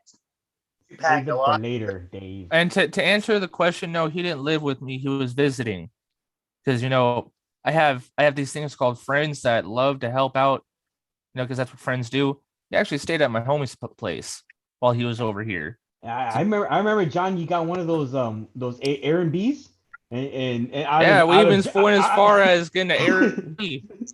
Right, we had because to we wanted to. We had to get away from everybody and concentrate on the work, right? And we got an Airbnb, and John paid like $300 for it. Brandy, what were you saying? Here's what I'm going to say about that, because even though Jose won't do it, look, I'm like John and Michael. We can have a battle, but I'm not going to roll you under the bus if I don't know. And when it comes to the pedophilia claim, I can't nail that down on Jose, and I'm not going to. But I will say this. I will say that a few years ago, and this is something I want everybody to watch out. And Ashley knows a little bit about it, and Michael does. John doesn't. But just a few years back, me and an associate of mine were in a Patriot group watching around, because David Jose and a guy named Lazaro Iserno were in there. They were in there with another guy. I'm not going to call his name right now, but I'm going to tell you about him. 2 weeks ago, other guy was caught up in a sting while my friend was on the phone texting with him so that law enforcement could ping him. And they pinged him. They got it's in Nebraska. Let me give you that hint. Nebraska. Whenever they got his wife, he was in the back room and he said, I'll eat this 45 before I go alive. And he did. He ate that 45 he had in his hand. He blew his brains out. But that guy was the one who blew his brains out. It was the one that was in there with David Jose and Lazaro Iserno. Now, why does that matter? Because that guy was also associated with you're going to see things creeping out of Nebraska, which are related to a fire department and other agencies that everybody in them was involved with child trafficking. This guy, 90 some children were involved. Over 2,000 different WhatsApp and special spoof app numbers were used by this guy. And there's 91 kids that were freed from something that you do not see yet. But I will assure you, you can see parts of it if you look deep around Nebraska. That's all I'm going to say there. But I'm not going to call Jose just because he was in the group with a guy that was one. I'm not saying that makes Jose a pedophile. There's too much of that stuff going around where you just kind of sling it. And I can't do that. Now, he did that to us. He did that to me and Mike. And he did that to Ashley. We're deep state, Illuminati, high Mason, some kind of foolishness. That's right. I can't believe the kind of amount of trash that he talks and just say it, Yeah. And it's also funny how all these viewers are coming up here saying we're slandering, but you guys don't know what slandering is. You guys do not know what slandering is, and good luck on that, because slandering has to meet 3 criteria, and it has to be shown as a form of untrue statements. Everything we're saying is true. And let me tell y'all something. If I really worked for the FBI, I would nail his ass. I would nail everybody. Don't think I wouldn't. If I worked for deep state, I would come after y'all. If I actually had power like that, I would come after you. I would make sure you were in the bottom of the jail, especially if I found out what you did to your poor baby daughter. Like, dude, no, absolutely not. They're no. And I'm going to say my opinion is that he is a pedophile. My opinion is that he is creepy. My opinion is that he is a disgrace to the human race. My opinion, I have a lot of opinions of him. But the fact of the matter is, it's like my father always says, liar. opinions are like assholes. Everybody's got one. Exactly. And I'm allowed to say what I want. Slander is not true. What we're talking is true. I have recorded phone calls. I have people coming to me. I've asked for people in that chat room. Show me proof. You want $200 right here, right now? Show me proof that this worked. Come on this show. I want one of y'all to come on the show and tell me that this stuff worked for you and you have your children back, and show me proof of it. Because I guarantee you can't. Y'all are drinking the Kool-Aid and you are working with a cult.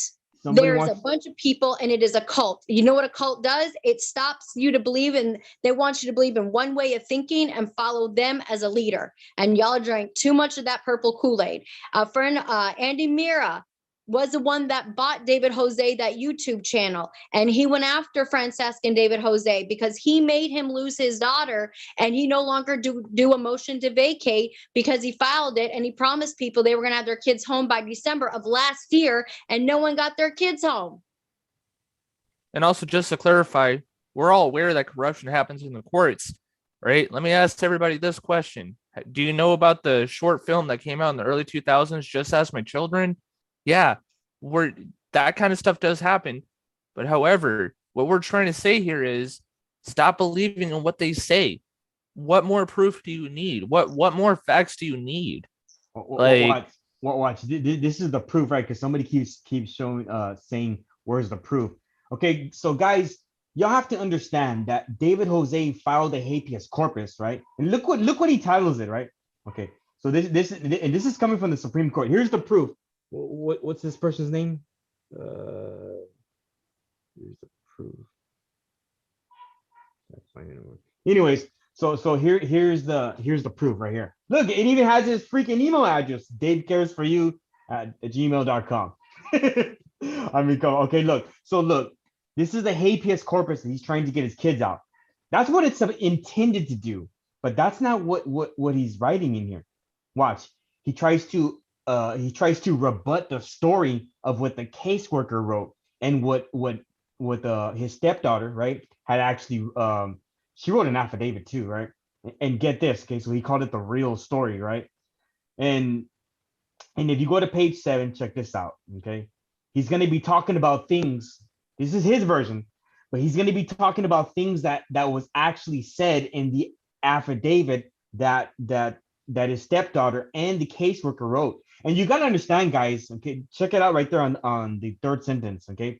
153. The caseworker wrote a 153-page affidavit, okay? And David Jose was attempting to rebut everything that the caseworker had said and that Taylor had said, right? So he's bringing up things that like right here, something on page 95 of Exhibit 153, the first time he asked you to hold a gun to your throat.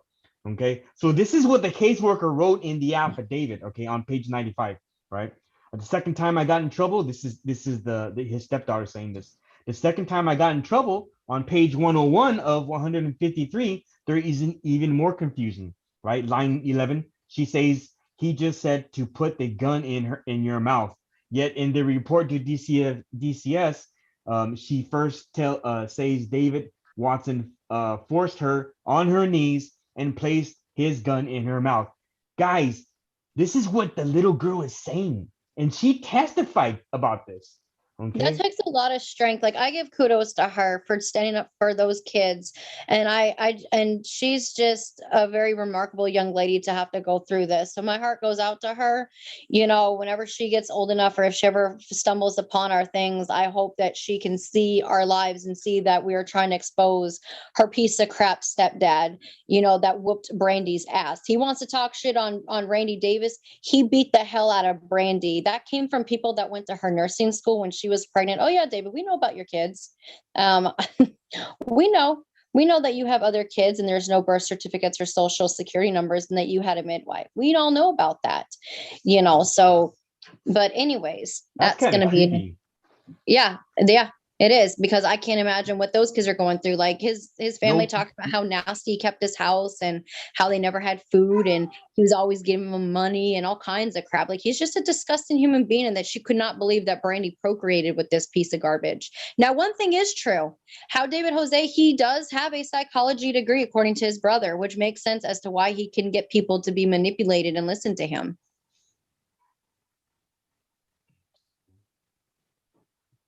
Well, we're putting an end to all that slowly but surely, because if we weren't, why pay attention to us, David? Why? If we're nobodies that can't do nothing, why are you putting so much effort and time into us? Oh, wait, that's right, because I guarantee you your followers are questioning you. Exactly. Shandy Emmett said she stopped following you because she found out the truth. So, Brandy, how many cases were you able to help that filed these affidavits, or was it too late? A lot of them, it was too late. I mean, they'd already been terminated. A lot of them we did help, and they get around. And let me just say this.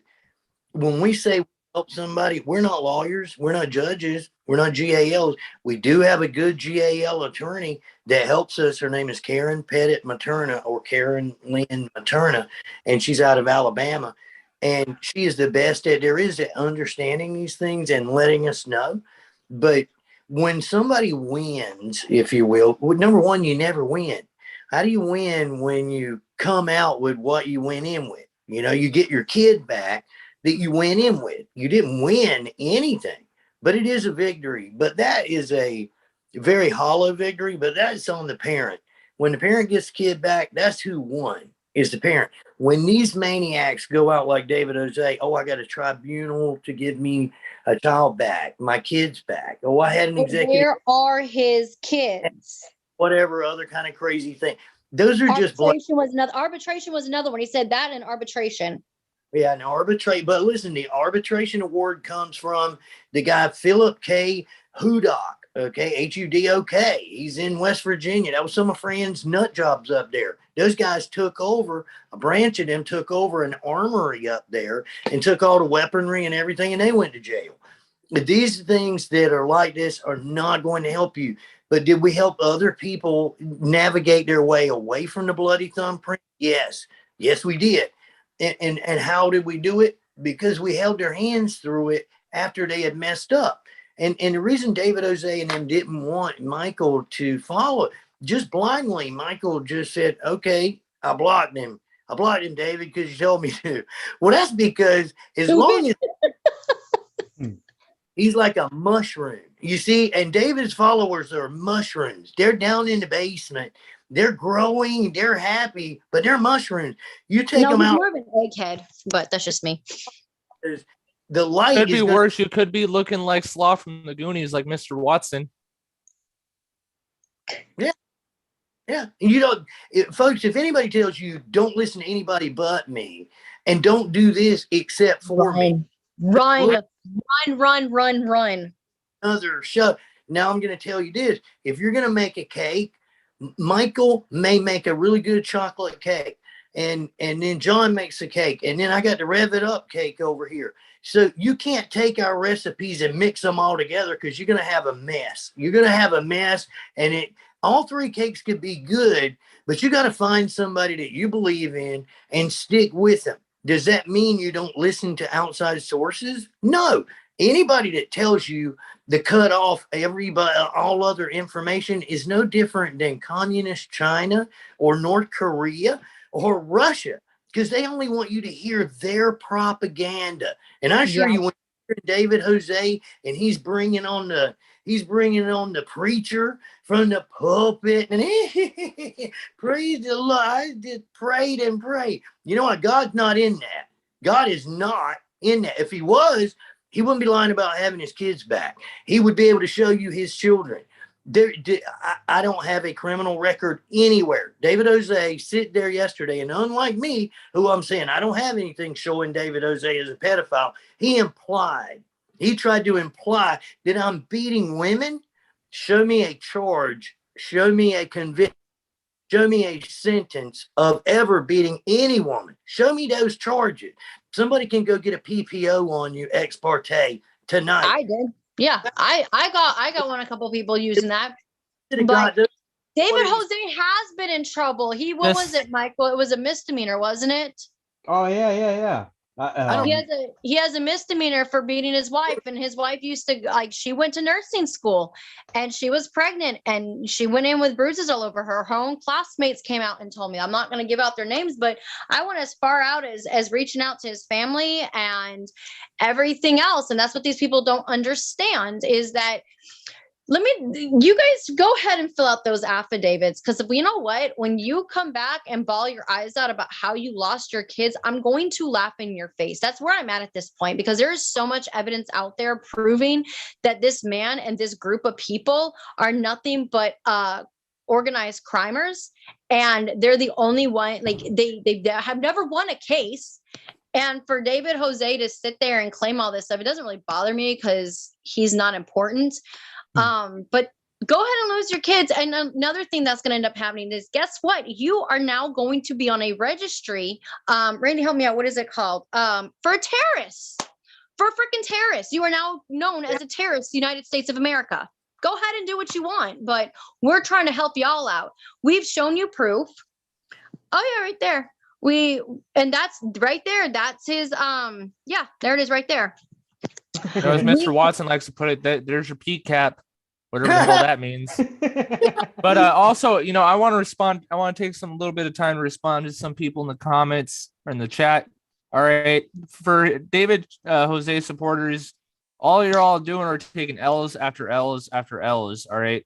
And it's also funny, Melly, you want to bring up Randy's case, but you completely ignore the fact that we literally just showed you, literally just now, and even Mike has in previous videos, and even a Google Drive link for anybody to view those documents right there to no charge to you.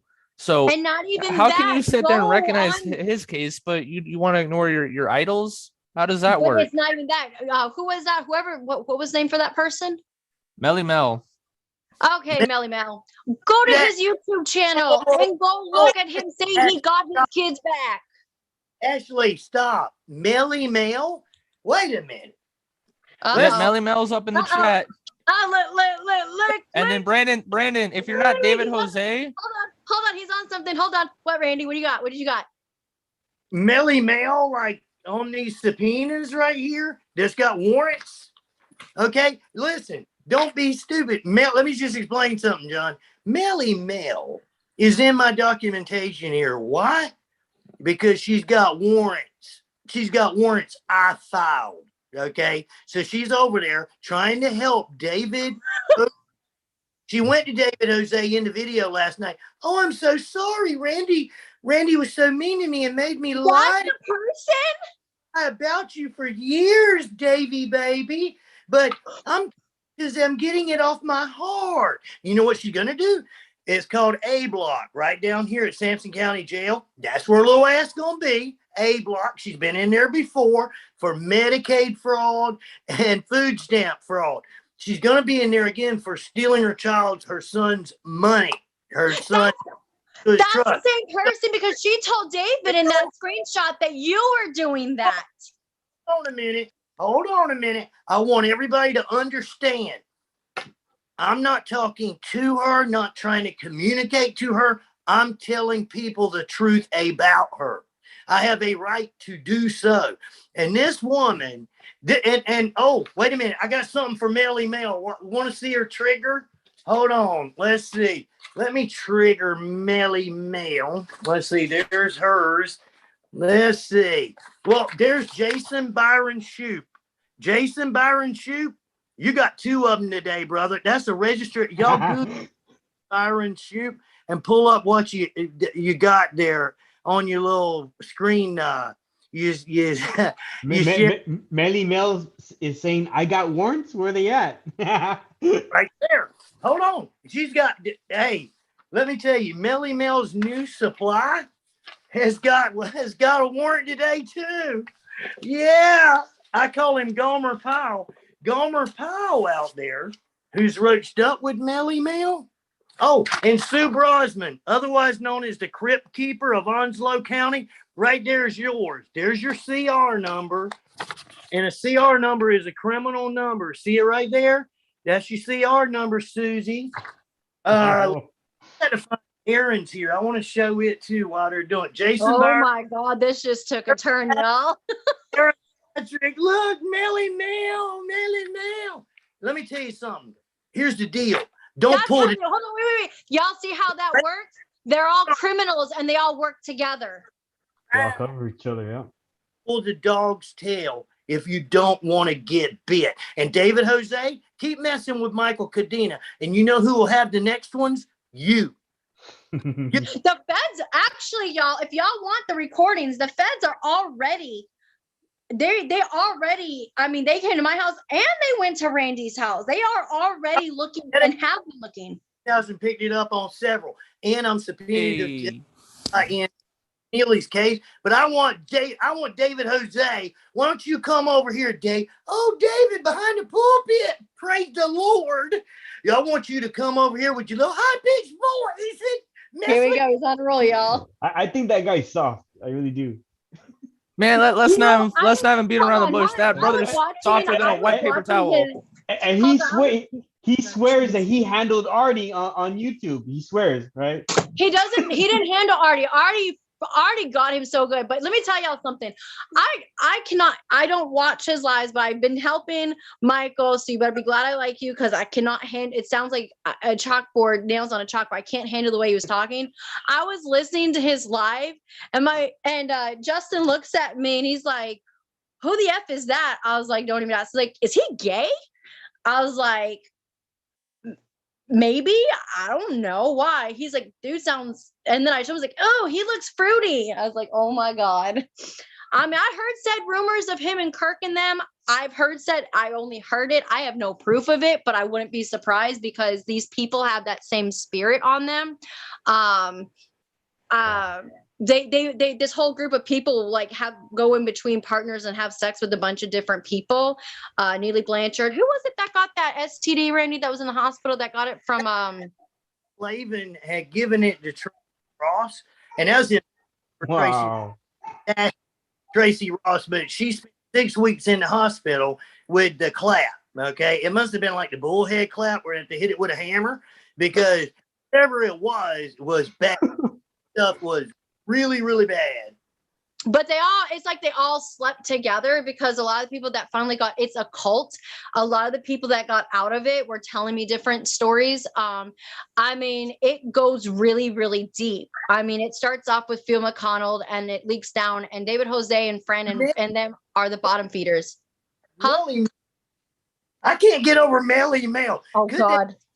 Better than Melly Mel? Is that like Handy Randy instead of me using my real name, and I go in and bust up in people's comments? What about Handy Randy? What? That's just funny. Really, Melly Mel? How about Jelly Jail? How about that? And also, how about Brandon Spencer? If you're really not David Jose, hey, shoot Michael your email. Shoot Michael your email. We'll send you a link to get up on here. Prove it. Prove it, bro. On my Facebook page, Randy, you were part of this. Everyone told me it was David Jose. You know what this creep had audacity to tell me, because he was pissed off. He said that I must have golden uterus syndrome, and I'm like, and he was making a bunch of. I mean, these people are just love talking about vaginas and penises for some reason. I can't explain it. Remember that, Randy? Yeah. And he's like, I've been up and I'm like, I'm sorry, but I have standards, and you disgusting human being are definitely not one of them. I wouldn't even give you a second look, but they're very involved in talking about people's, vaginas. There was this other one that we busted out that I knew right away was with Fran. What was her name, Randy? What was that girl's name? Belinda? Belinda, she was talking. Remember, we busted her out because she had practicing law without a license and was talking about Fran. And she was Putnam Hastings or whatever. Yes, Yes. She was talking about my boobs and like saying it must be her.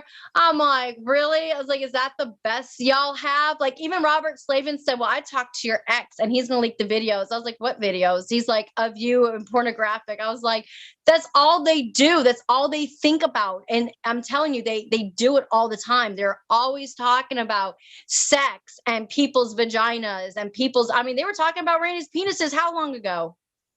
Like yesterday. I'm telling you, David Jose is over there, and Jason Byron Shoot, the pedophile, and I'm starting to see all this. Yeah.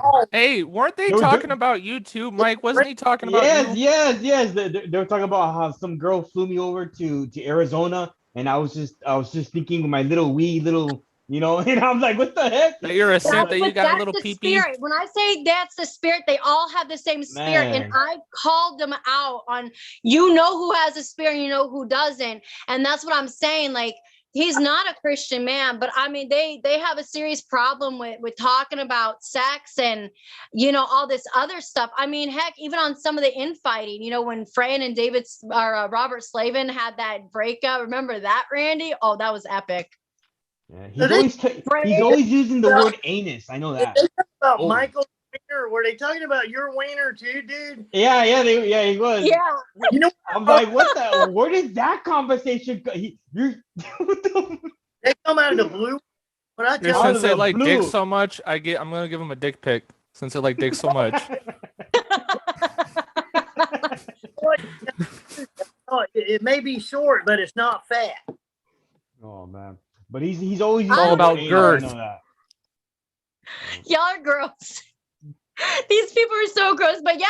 And then who was it that was talking about being in Francesca's? What was it? What did he call it, Randy, at that cabin that one time? Oh my God, down there. Well, Francesca didn't show up, but Lotus Justice was there. This is one people need to know about. Lotus Justice, Ted Fogg. I'm there to speak, right? We're speaking. Ted Fogg gets the fireball in him. Lotus Justice and Ted Fogg get in a fight over Kirk Pendergrass, whether he's good or not.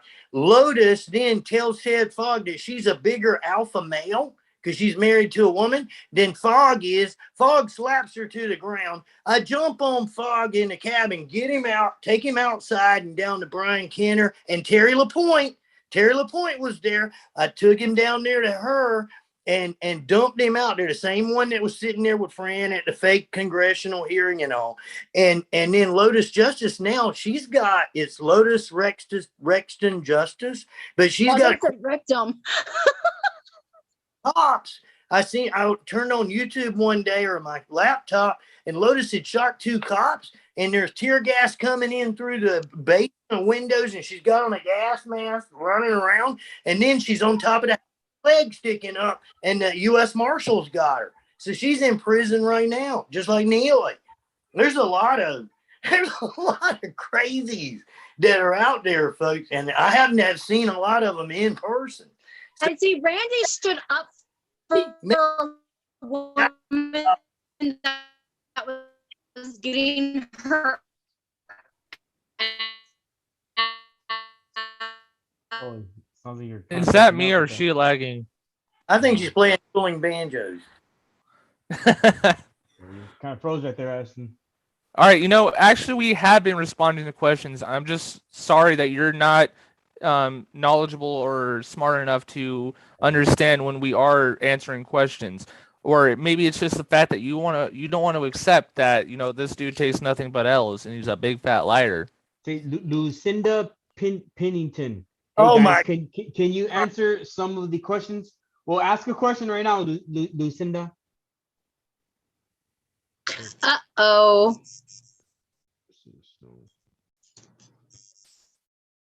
I believe Brandon once let on. You are all lagging. Nope, it says it right here from my end. It's fine. I'm watching it right now. I'm watching it. Lucinda, Mine just cut me. Mine cut me off. Mine is lagging. What, you don't think we'd come here prepared? Team living. You got a question, Rico? Go team living. Drop her email. We'll send you a link to come in. What's up? David Jose, where are you? Oh, David Jose, we have his email address, right? Hold on. Let me go back to it. I'll shoot it to his email. Hopefully it's still the same. David Jose, are you gonna come on? Are you actually gonna come on and explain your lies about you supposedly getting your kids back? Are you gonna come on and talk about that fake congressional hearing that never happened?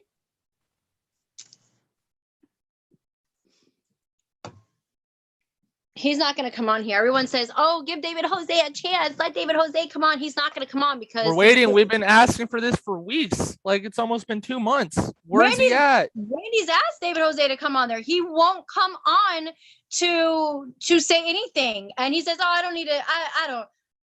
I don't need to talk about my haters. Okay, we're not haters. We're truthers. There's a huge difference. Y'all can take it for what you want it, but the proof's there in the pudding. Believe it or not, that's your choice, and I feel bad for you if you still believe him, right?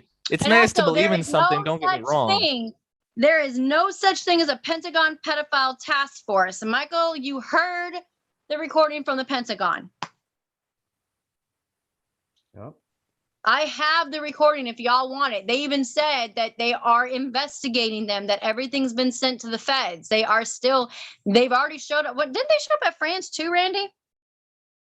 The feds? Oh, they at Maria's house. Maria gave him information. I gave him information. I gave him Alexander. information. Hey, if the feds want info from me, I'll give them what I have. I don't care. Come at me. Did they, John, you gave him money for legal advice, right? No. See, here's the thing. I only have paid for his USB because I wanted to study his methods even further, that I wanted to learn because I was stupid and desperate at the time, just calling it for what it is.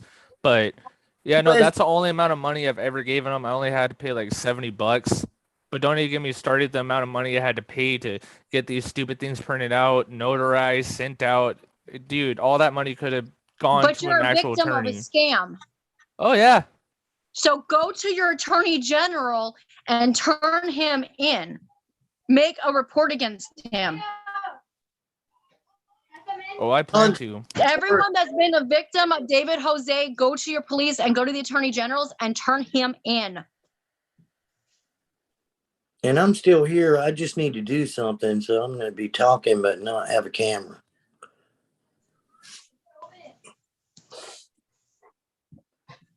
But yeah, all these people they all have sex with each other. They all pass each other off. That guy that came on Randy's show, that Knowles dude, was talking about Neely, and the husband of Neely told him to get off of Randy's show. Remember that, Randy? But one thing that people missed is how basically he just tied them together, and how they just now found out they basically had two accomplices when she went and shot Chris Hallett. And there's a lot of stuff in there, but Neely was married and she was having sex with another guy. And apparently she was having sex with Chris or whoever else. I mean, it was just ridiculous. Like it's like a huge orgy, and it's gross. It's very, very gross. Like I'm telling you, it's a cult. Like the quicker people realize that, the quicker they'll be able to get away from this, because there's going to be more and more parents showing up saying David Jose didn't do this, and David Straight did away with us, and we gave him everything. We gave him money and blah, blah, blah, blah, but he didn't help us. We didn't get our kids back. Well, shame on you, because here's proof. We're speaking out against them. We have ample amount of proof, but yet you're still listening to somebody that is manipulating you and being sick and hiding behind religion. And you guys are actually believing that, because he is lied constantly. There's two things he lied about: getting his kids back and the congressional hearing.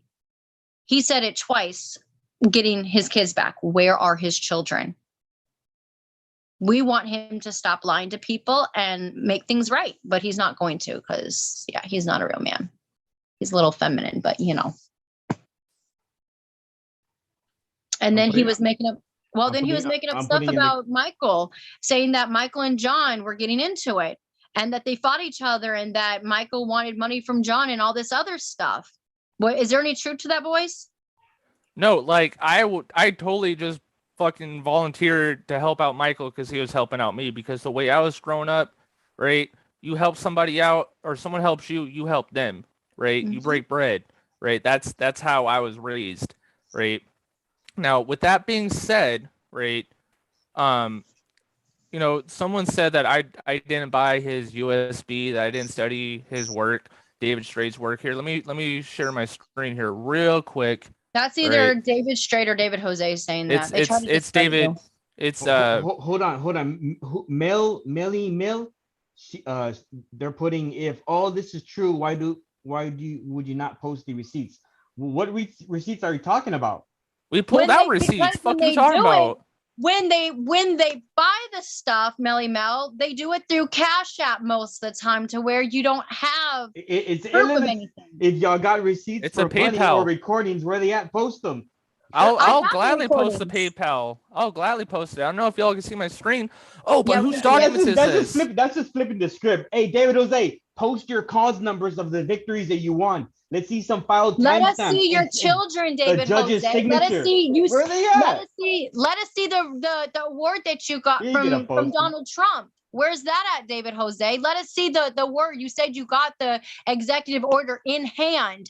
Let us see the award that you got in hand. Where are your children? Because I call bullshit on your egg-headed ass. Oh wow, whose videos are these right here? Who are they though? Oh, whoops. Go ahead and play them. Oh, I'm not gonna play them. I'm just proving a point. Like, you know, since they want to say that I don't do my research, that I haven't read any of these documents, what is this then? I didn't pull this out of my butt. I didn't magically do some, you know, spell and had this appear, right?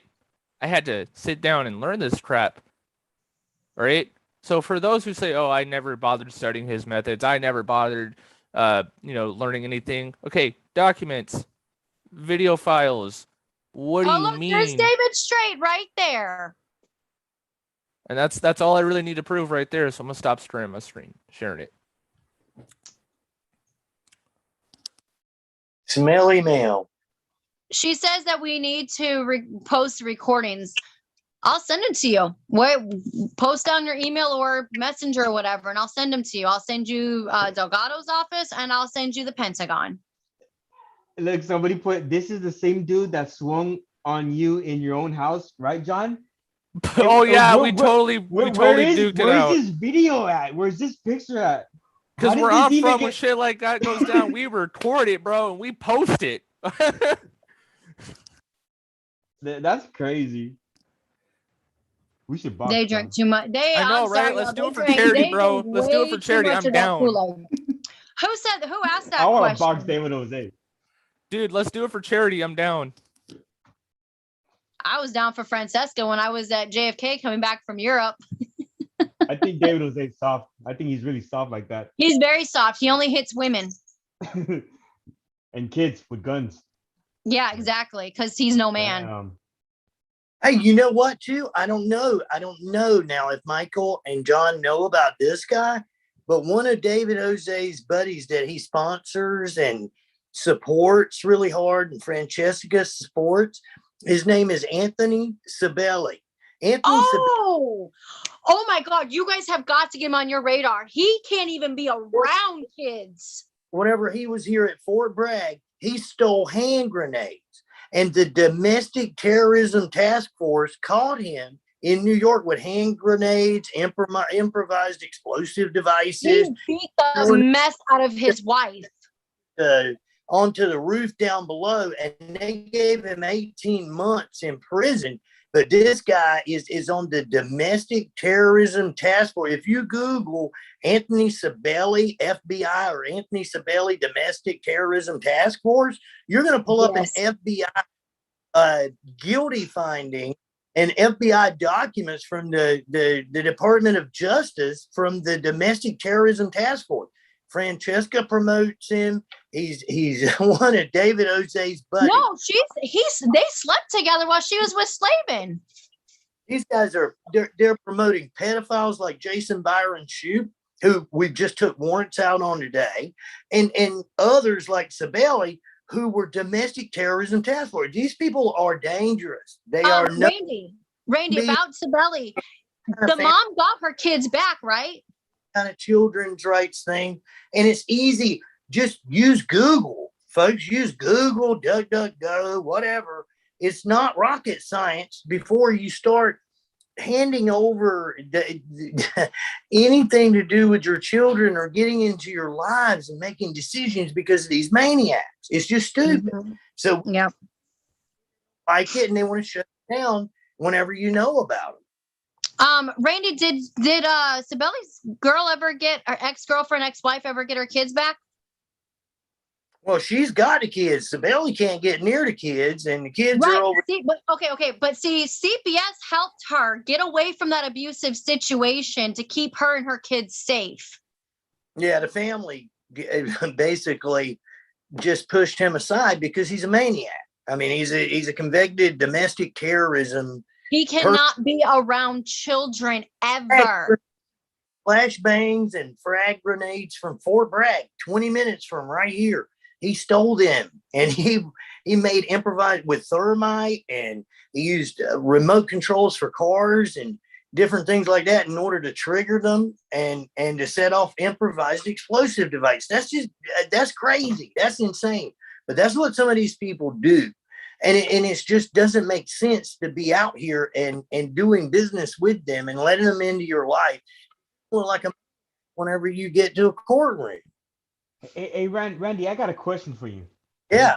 What's the difference between, and this is for, because I want to see if my definition is a little bit different than yours. But is there a difference between severing your rights and losing your rights? No, it's the same thing. Your rights, whether it's involuntarily severing your rights. Listen, in civil court, the termination of parental rights, whether it's voluntary or involuntary or through a TPR proceeding, it doesn't matter. That is the equivalent in criminal court to the death sentence. Look at it that way. If your rights are severed, that means you no longer have those rights. Then you can't use FERPA. You have no legal right to anything with your own biological child. And that is the most extreme that there is. That's a very good question. And the other thing is, and understand it, you're in one. Does that follow you for your next kid? Respondent, not a defendant. You're a respondent in a lawsuit. It's a civil action taken by the state against you. So they don't have to use beyond a reasonable doubt. They don't have to use the same evidence, because civil cases are not at the level of beyond a reasonable doubt that a criminal case would be. And so when you're in there and you're a respondent, don't look for it to look like TV. It's not going to look like TV. It's not going to be like TV. And if you think like TV in a criminal case, you're going to get ran over. You're just going to get ran completely over. That's good. That's good stuff to know. Yeah. Look, if y'all want to also watch a TV show that portrays the most accurately out of all these shows, right? And I'm not saying it's 100%, but if you want to get a basic fundamental idea of how things go, watch the show For Life. It's about a man named Isaac Wright Jr. who was wrongfully convicted as a drug kingpin, right? And he became a paralegal on the inside, worked a bunch of cases, got himself out, became an attorney. But that's a bad man because he's an attorney, because that's what all his followers and David Jose is going to assume, which is also funny. I wish I would have done this. I wish I would have screenshotted this. But in our conversations with Telegram, which he's not going to show because he's too much of a coward too. He says that, yeah, he's like, I know Isaac Wright Jr. and he knows me. Boy, if you don't get your your sloth lion head ass out of here, okay? Isaac Wright would clown you and run circles around you in the courts. Don't play. Well, he said the same thing about Senator Alan Clark, and Alan Clark made a public statement saying he has nothing to do with these grifters. And he's like, I don't like them. I have nothing to do with them. And like, they tried to implement themselves. Like Randy, what you were talking about, I guarantee you, David Jose and the rest of them are like, oh, look, we solved this and we're part of this. And then he promoted like 2,100 mole children coming up out of the sewers and stuff, which doesn't exist. And none of that was real, and they talk about how they're part of the Pentagon pedophile task force. Mind you, all of these people have some type of criminal record. You cannot be part of the Pentagon. You cannot be part of the FBI or anything else if you have any type of so much as even a traffic ticket. Yeah, and here's something I want, and I don't think John will know about this yet. Maybe he does. But if you want to see something that's real, it was done this year, and it was a Fox Nation documentary called "In the Valley of Sins." If you look up "In the Valley of Sins," you're going to see a Washington State situation with DSS. This is a new documentary. I don't see anybody in family rights or CPS groups really pushing. You need to look at this, "In the Valley of Sins." You'll see the trailer. There were priests involved. There were preachers involved. There were district attorneys involved. There were attorneys involved. There were cops, detectives, social workers, GALs, and they were having sex with children in the churches in Washington State. They were having sex with, it was a complete sex trafficking ring. DSS, it's based on older cases in Washington State, but because the news is just coming out on it. But that is a 2021 documentary that came out last year that I accidentally watched one night, and it will make the hair on your neck stand up to see how far these people did what they did. It's a horrible thing, and it's real. It's real life. People went to prison, but you don't know about it. Why don't you know? What is that movie called, Randy? I'm sorry. Truth is a lot of times hidden, and you have Hidden to in be the Valley of Sin or something. Okay.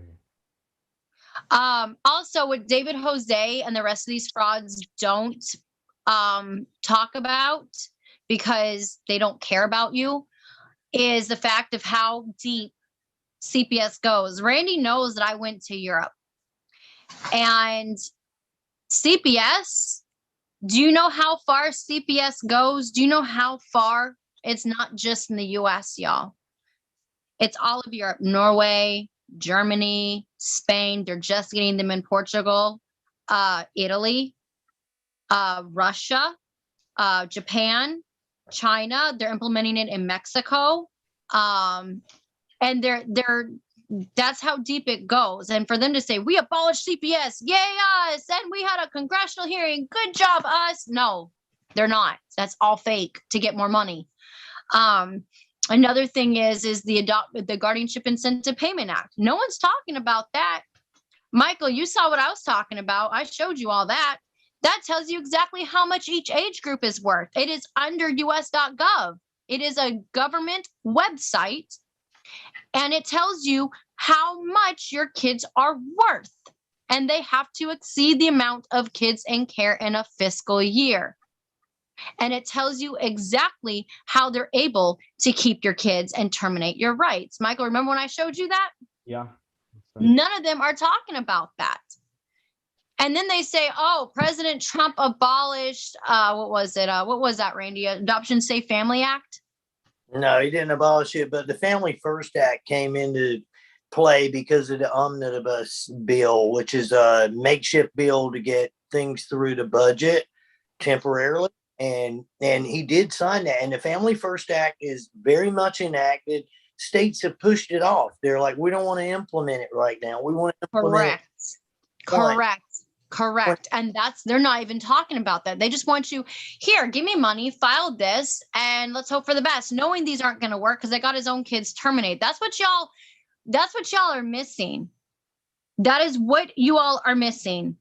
Where is David Jose's kids? It is nothing to do with him sacrificing his own children for the cause of this. No, because if he had his kids, he would be boasting about it everywhere, because that's the type of person he is. He would be boasting. He goes live all the time, all day, 5 hours at a time. Michael, I could kill you for making me listen to him for 5 hours. You never hear any kids in the background, ever.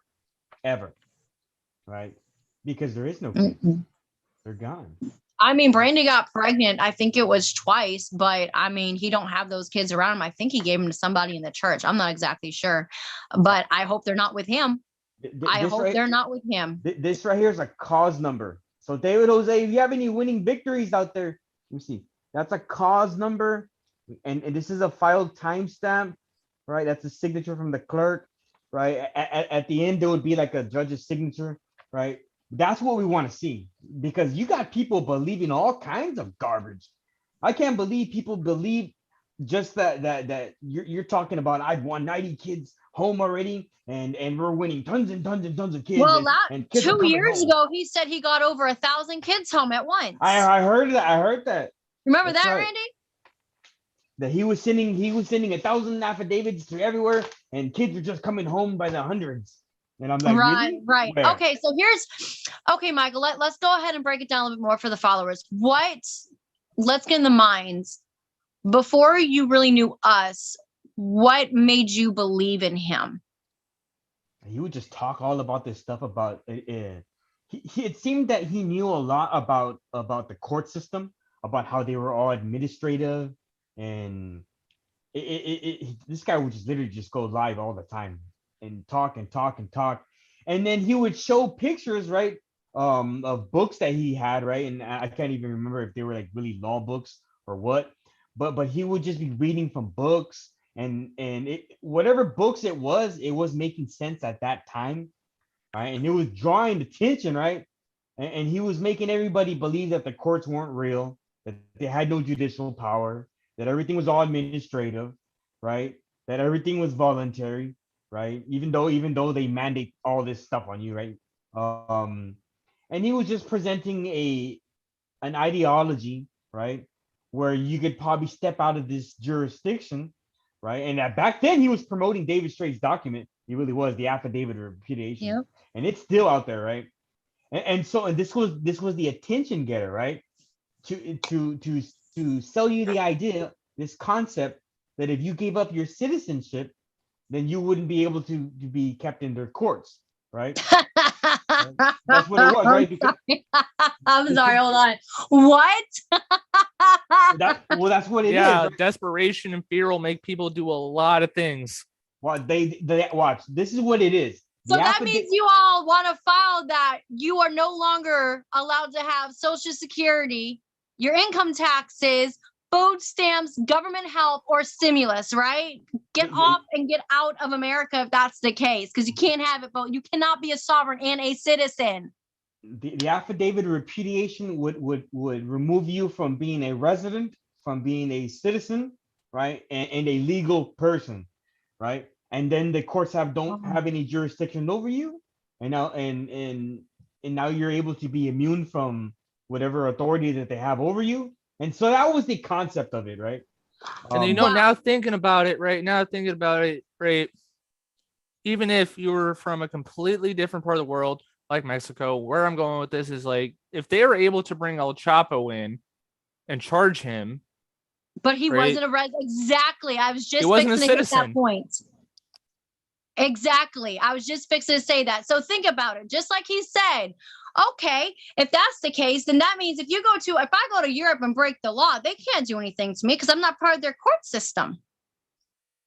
No, that's where your nationality, your being an American national, comes into play, because that could actually save you from having to be in their jurisdiction. Because then at least, right, I mean, they could make an argument, well, we caught him here, he's our catch, right? Screw you, right? But at the same time, that same government y'all love to hate on will be the same ones that get your butts out of there, so that way you can go face your problems at home. I'd rather face my problems at home and be in a prison, in a prison and jail at home, than some European one where I pray to God and hope they speak the same freaking language as I do. Hey, I'm hungry. Can I get a sandwich? The fuck's this guy talking about? He's just an American. Ignore him.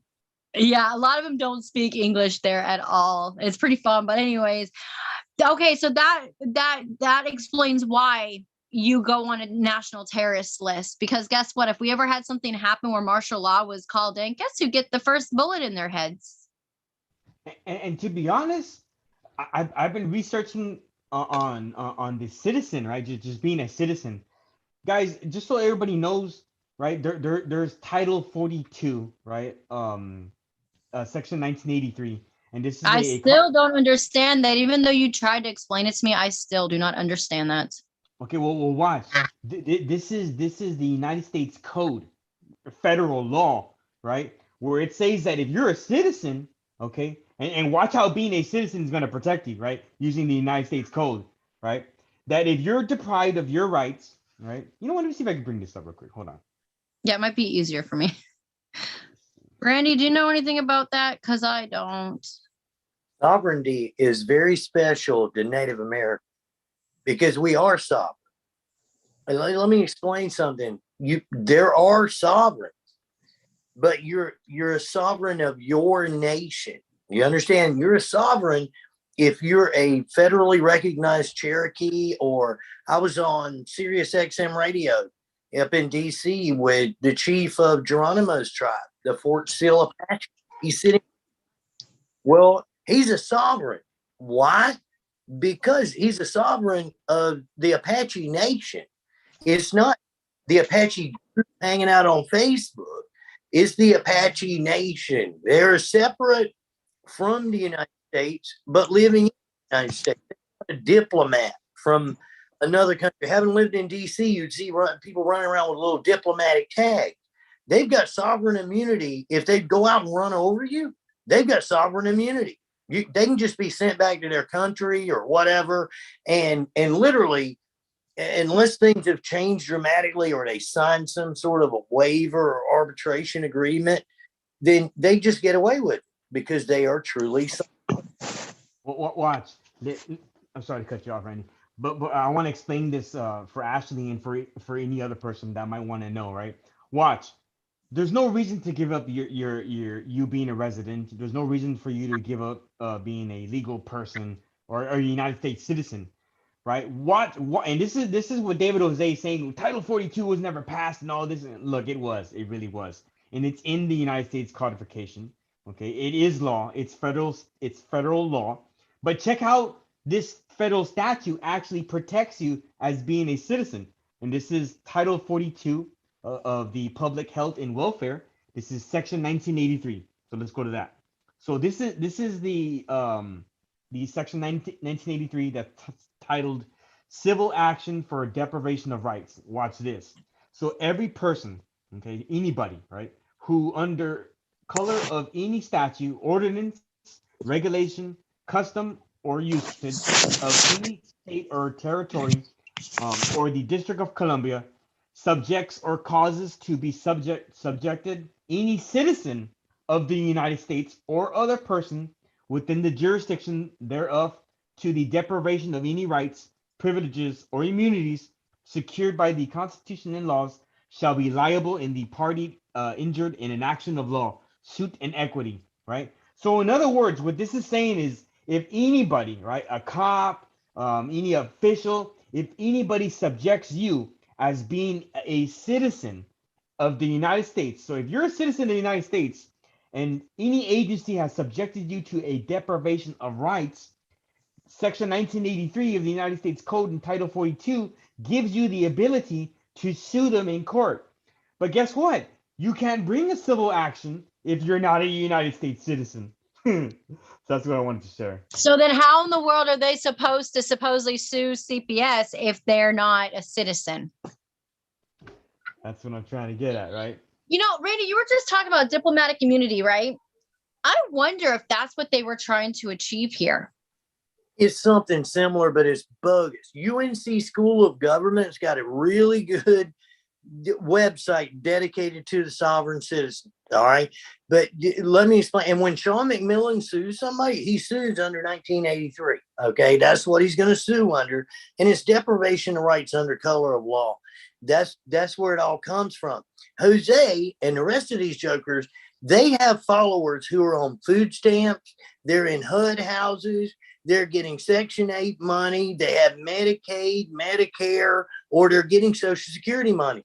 If you go out here and tell these people, hey, I'm going to help you, because a lot of times DSS goes after a lower socioeconomic group, not always moving up the ladder because they have to pick up different people. But when they go out and you're talking about people whose existence is on money that's coming from the state and the county and the federal government, and you tell them, yeah, I'm going to help you win your case. All you got to do is give up your house, your food, your doctor, your child care, and everything else. How many of them you think will jump on board?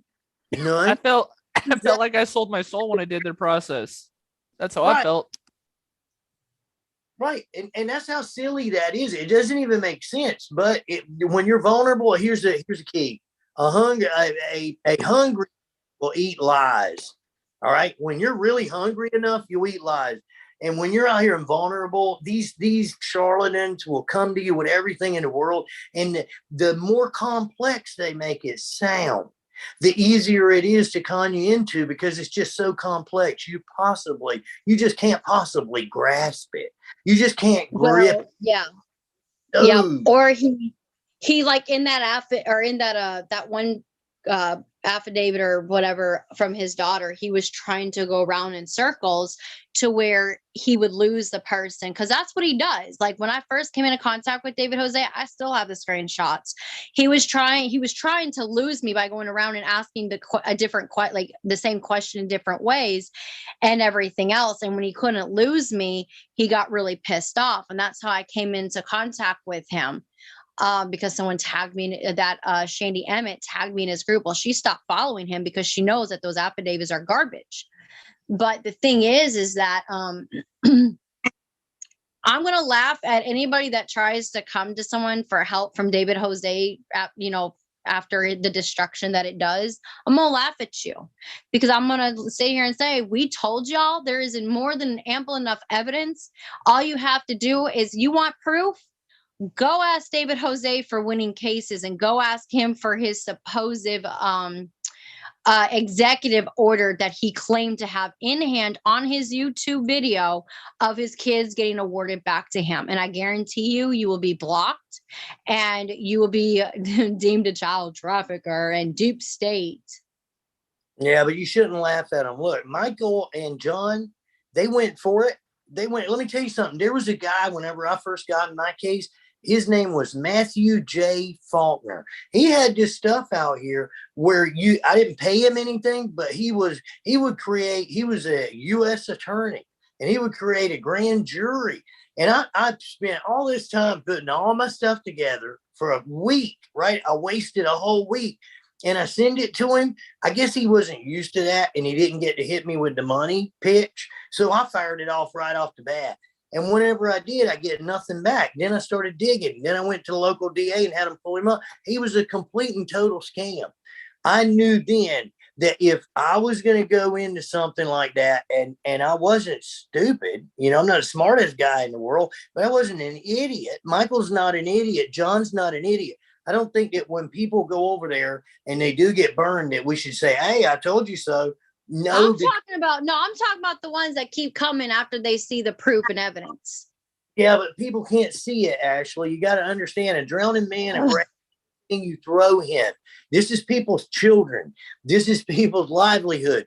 Whenever DSS comes in, you're going to lose your job sometimes. You're going to lose your friends. You're going to have friends you turn, and you feel shame. You feel ashamed. That's something parents don't want to say. Oh no, I just some of these people, man. Some of these people have the evidence. They know what the truth is, but they just then they want to. But also they're not grown up enough to even own up to their own stuff, to take their own responsibility for what they're doing. Because at least in my situation, at least I'm grown up enough to admit what I've done wrong, and what I shouldn't have done to make me end up in the predicament that I'm in.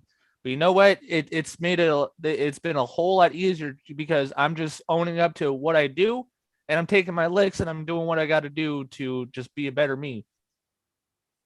I don't know, just some of these people, Ray. I mean, look at Neely Blanchard. Like, you tried to help her so much, and she didn't listen. Look what happened. Cindy, I think Cindy went to you at one point in time. That Cindy Absug lady. No, I talked to her in the very beginning, and I believed in her case. But she went off the rails. And a lot of times, that's what I'm saying. You don't know what's in a person or what they're going to do until they're under pressure. Some people break easier than others. I've seen people that you would swear they're going to be really good on the stand, and they get on the stand and they just turn into verbal diarrhea and start saying things they shouldn't say. They talk too much. Oh no, Randy. I mean, some of these people are like, oh yeah, he's this, that, and the other. And then it's like they come back and they're like, you were right. And sometimes it's just like, where are your kids? And it's like, I got terminated. Is there anything I can do? And then I just send him your way, because by that point, I can't do anything. It's termination. Like, your rights are now severed, gone. Adios, amigos. There's nothing, any of us can do, and it's like, when are you guys going to start opening your eyes and start asking questions, legitimate questions? You'll know the truth by the way David Jose responds to you. Michael, how did David Jose respond to you when you asked him, start asking questions, and what kind of questions did you ask him? You're on mute. Oh, there we go. He eventually just ended up blocking me. Whenever we started showing the videos with me and David Straight and with John about everything that happened in federal court, he literally started attacking me, defending David Straight, right? And it didn't get too far, right? Because, and you know what, that those posts are still there, right, on my Facebook still, right? Currently, I just left them there, right? But he started saying that, oh no, you taught your friend wrong. You led him the wrong direction. You let that happen to him. You didn't teach him the right steps. And I'm like, dude, like, he learned all those steps, okay, through David Straight's guidance. Like, literally, like, John has David's email. John has his phone number. Like, they video chat, they phone call, whatever it is they did. No, like, we would just talk over the phone. But yeah, like I said, I got recordings of those that I am going to be releasing, but because I've been so busy, I haven't really had a chance to sit down and do it. But he was just trying to basically just blame me, that it was me that taught John the wrong way in steps to the repudiation process, and that's why it didn't work. And Yeah, I'm and like, then I came up there, it's like, no, I didn't learn just from Michael. It's like, I've talked to David, I've watched Kirk's videos, I've even watched Carl Lenz's videos, right? And then it's like I said, I don't mind reading. I don't buy books to look cool. I they just try to put the blame for a wrong step that we did, right? And that's what David, and this is the same thing that Artie the attorney was telling us, right? There is no right way to file their bullshit. There isn't. There's no right way. No, because it doesn't work. It's not going to work, period. Same with you, John. Like, wait, did you ever confront David Jose or David Straight about like what's going on? I literally played the retard card, right? Just to see how they would react, right? I pretended like I don't do any reading, like I don't, like I didn't know that my state had its own constitution, right? Because like I said, during the beginning of this, right, it was interesting with my learning process, right? Because right around the same time I discovered Mike and all these other characters is right around the same time I met that paralegal, right? So I was on two sides of the fence, learning all I could, right? Right, because I paid this dude, and then me and him had a conversation. We ended up getting along, right? He liked the idea that I was able to explain so much to him that I knew about law, and that I was right in some of what he says. And to be honest, I would say there's certain things that they touch upon that all right, give him that, but that's just basic knowledge that everybody has access to, and they're pointing out the obvious, but it's like already put it, they only pick and choose what they like and just ignore the rest, whatever. It's like, but that's not how it works, right? But basically, when I sat there and asked him about these things, right, and I didn't get back to him right away due to the fact, and I'm sure you could appreciate this because, and even Michael, him being here, I'm sure he's experienced how the weather is out here. We got tropical weathers just like out in Hawaii, right? And it doesn't matter even if it's winter, right? Well, things like pollen and spores are all over the place. And I have environmental and seasonal allergies. It's just what it is. So it's like when I'm sick, it puts me down, right? So I didn't get back to this guy for a good hot minute due to the fact that I was simply resting. Like, there are days where my sinus headaches get so bad that it's like I literally can't do anything. Like, I'm going to take a rest and steam. I get migraines, so I get it. Here's somebody in the comments, the Melly Mill, she's putting weight. So you are paying for David Straight or David Jose? No, the only thing that I've ever paid for was the USB, right? And guess what? So many people hit me up to cop that, and I gave it out for free because guess what? I know how programming goes. I know how computer science goes, and I know how to make it really convenient to find data and upload it and transfer it. Whoa. But regardless, right? You know, I also kind of threw Mike under the bus just as a you know, just to see what he would do, right? I was like, yeah, Mike, I'm all good. sorry, I had to do it, Mike. I love you, you know this, but you know, I just Sorry. wanted to see how he reacts. He's like, yeah, Michael may have taught me some wrong things when we made him, but you know what? I'm just trying to learn here, right? And you know, he's like, don't mention Michael to me or some bull crap like that, right? It's like, dude, I was just admitting we made mistakes. Can we all just get together and put our heads together, right? Like, come on, bro. You know, just help me out what my next step is. And that's when he told me to read into the state constitution. It's because he And I really did that doesn't know. same day. Huh? He really doesn't know what.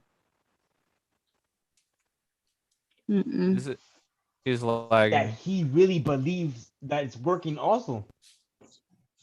You know what I mean? But see, the thing is, once you actually start reading through the whole thing, it kind of counters what he says, because it's like I said, you know, it's like what Artie said.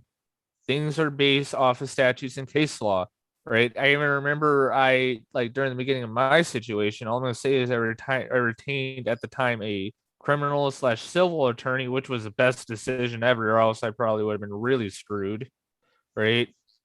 But basically, I was even ask him about this stuff. He's like, yeah, I mean, there's been people that made arguments like that for years, but you know, it's that's just not how it goes. It's really not. There's only certain key points that, you know, it could be a fair argument, but hey, look, here's this section over here that, you know, counter argues that. So what do you do then? Oh, wait, you got to rely on statutes and codes. That's why they have them. And it differs from county to county, state to state, because, well, if it was all the same, most of it wouldn't make sense, right? Like, why in the hell would somewhere like California need to have a law right in there about buck hunting season? Makes no sense. Or alligator season. Like, why would we even have that? You know, same with other places. You know, there's things in California that apply that would make no sense to, you know, places like, let's say, Louisiana, where there's no beaches, right? Mm-hmm. But point is, he was just a complete other jerk about it, just called me a clown, a little boy, and just blocked me when I humbly went to him and said, look, I don't really want to make this about Mike, I just want to learn.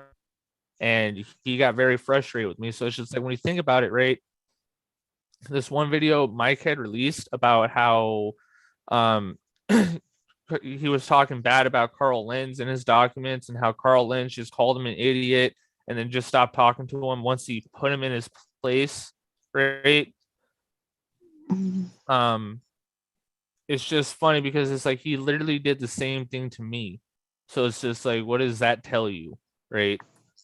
Now, as far as, you know, making opinions that he's a pedophile, I'm not going to say that. I'm only going to say what I see that is true, because that's all I go off of, is what is actually real. Now, that being said, I'm going to say that because of the people that I know they're interacting with each other. But that is just, let me make it very, very clear to people out there. That is me. That ain't got shit to do with the rest of the people on this show.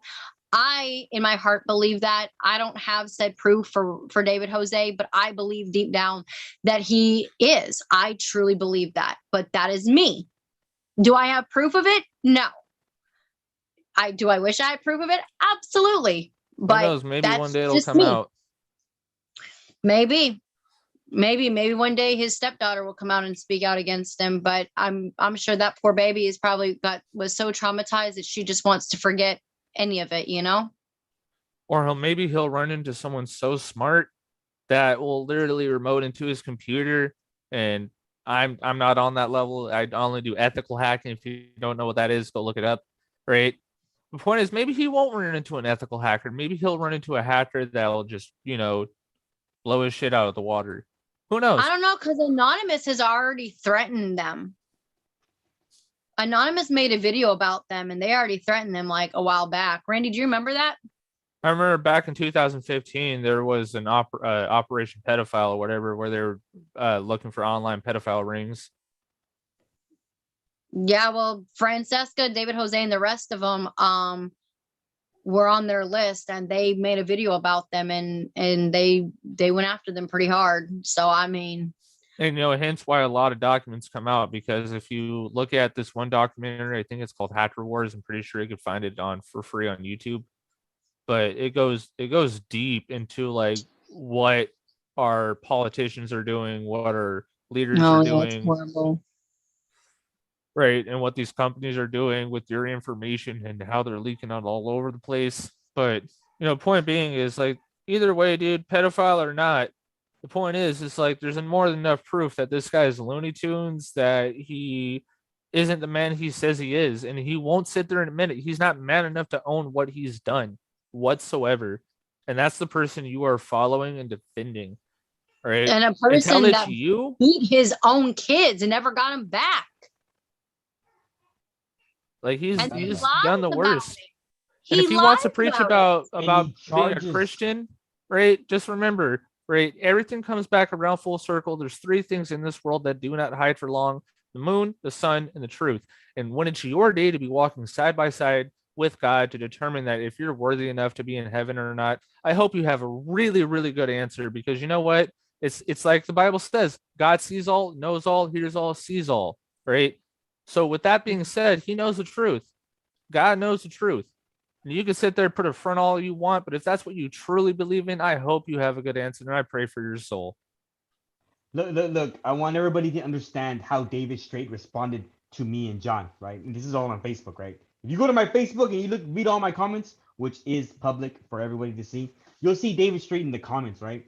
And both him and the cowards both blocked me. I didn't block them, but their asses blocked me because they're such pathetic pricks and cowards. well, check it out. This is how David Straight responds. John, you don't have the knowledge because you never went to my seminars. Neither did you, Michael. And I'm like, but John bought your USB, right? And I've every single seminar that David Straight has ever went to. Okay, I've always had those seminars on video. Okay, like before most people get them, right? I didn't have to buy his USB for his. Like I want to say 4 people gave me the USB on Google Drive, right? Like, and his seminars are there, but he wants to tell John or me that we never went to his seminars. For what? Everything's posted on YouTube. Like, why do we gotta pay $3,000 to bring you down? Right? That's how much it costs. Speaking of that, right? It's funny that we bring this up because, like, man, I wish you would have still had that footage of the hearing between me and my baby mama's mom, right? How I schooled her in court. Oh, right? I do have that. And then also, I gotta also take the time to see what I could do about releasing tidbits of my unemployment hearing and how that went, right? I'm gonna look into the laws to see what I can and cannot do as far as that, right? But if I could fucking release it, then I'm going to. But point is, right, I won that case because they were trying to say I was committing fraud, that I wasn't who I said I was, and that I was lying about information, because a lot of that was going on. For some reason, I got flagged, which was freaking retarded, but whatever. I think we didn't, luckily, but I think there was like a lot of people that got flagged. If you just missed one thing, it was like, bam, you're done. Yeah, so I cleaned up that mess all by myself, right? Yeah. Not even a minute into the case, I got the judge to say, "Hold on, if you're gonna drill me, let me put this on the record." Right. And then I also helped out a good friend of mine that I've known since middle school, right? He got into some beef with his cousin and his uncle over something really stupid, right? But now before I get into that story, let me tell you something about my friend. He's an assistant manager at Domino's. He makes decent money. He makes like under 20, he makes around close to 2,500 a month, right? He's doing just fine, right? And since he's been back at work, now that he's healed, he's been making even more money. All right. So with that being said, right, they had a lot of cans and bottles that they wanted to get rid of, and they were going to give him all the money, but he decided to help them out, even just drive the cans and bottles down to the store, just cash them out, so that way, they can just keep working instead of having to drive up there themselves, right? then he decided to say, his cousins decided to say like, oh, you're just keeping the money for yourselves. You're taking it from us. You know, we were told that we could have that. And it's like, what, you want the receipt? Here's the receipt. Here's the money. It's like, I got a good job. I work hard. I'm good. I don't need this money. I just want it out of here. But long story short, his cousin decided to come at him with a 2x4, busted his elbow, broke his shit, right? And then they walked away from each other.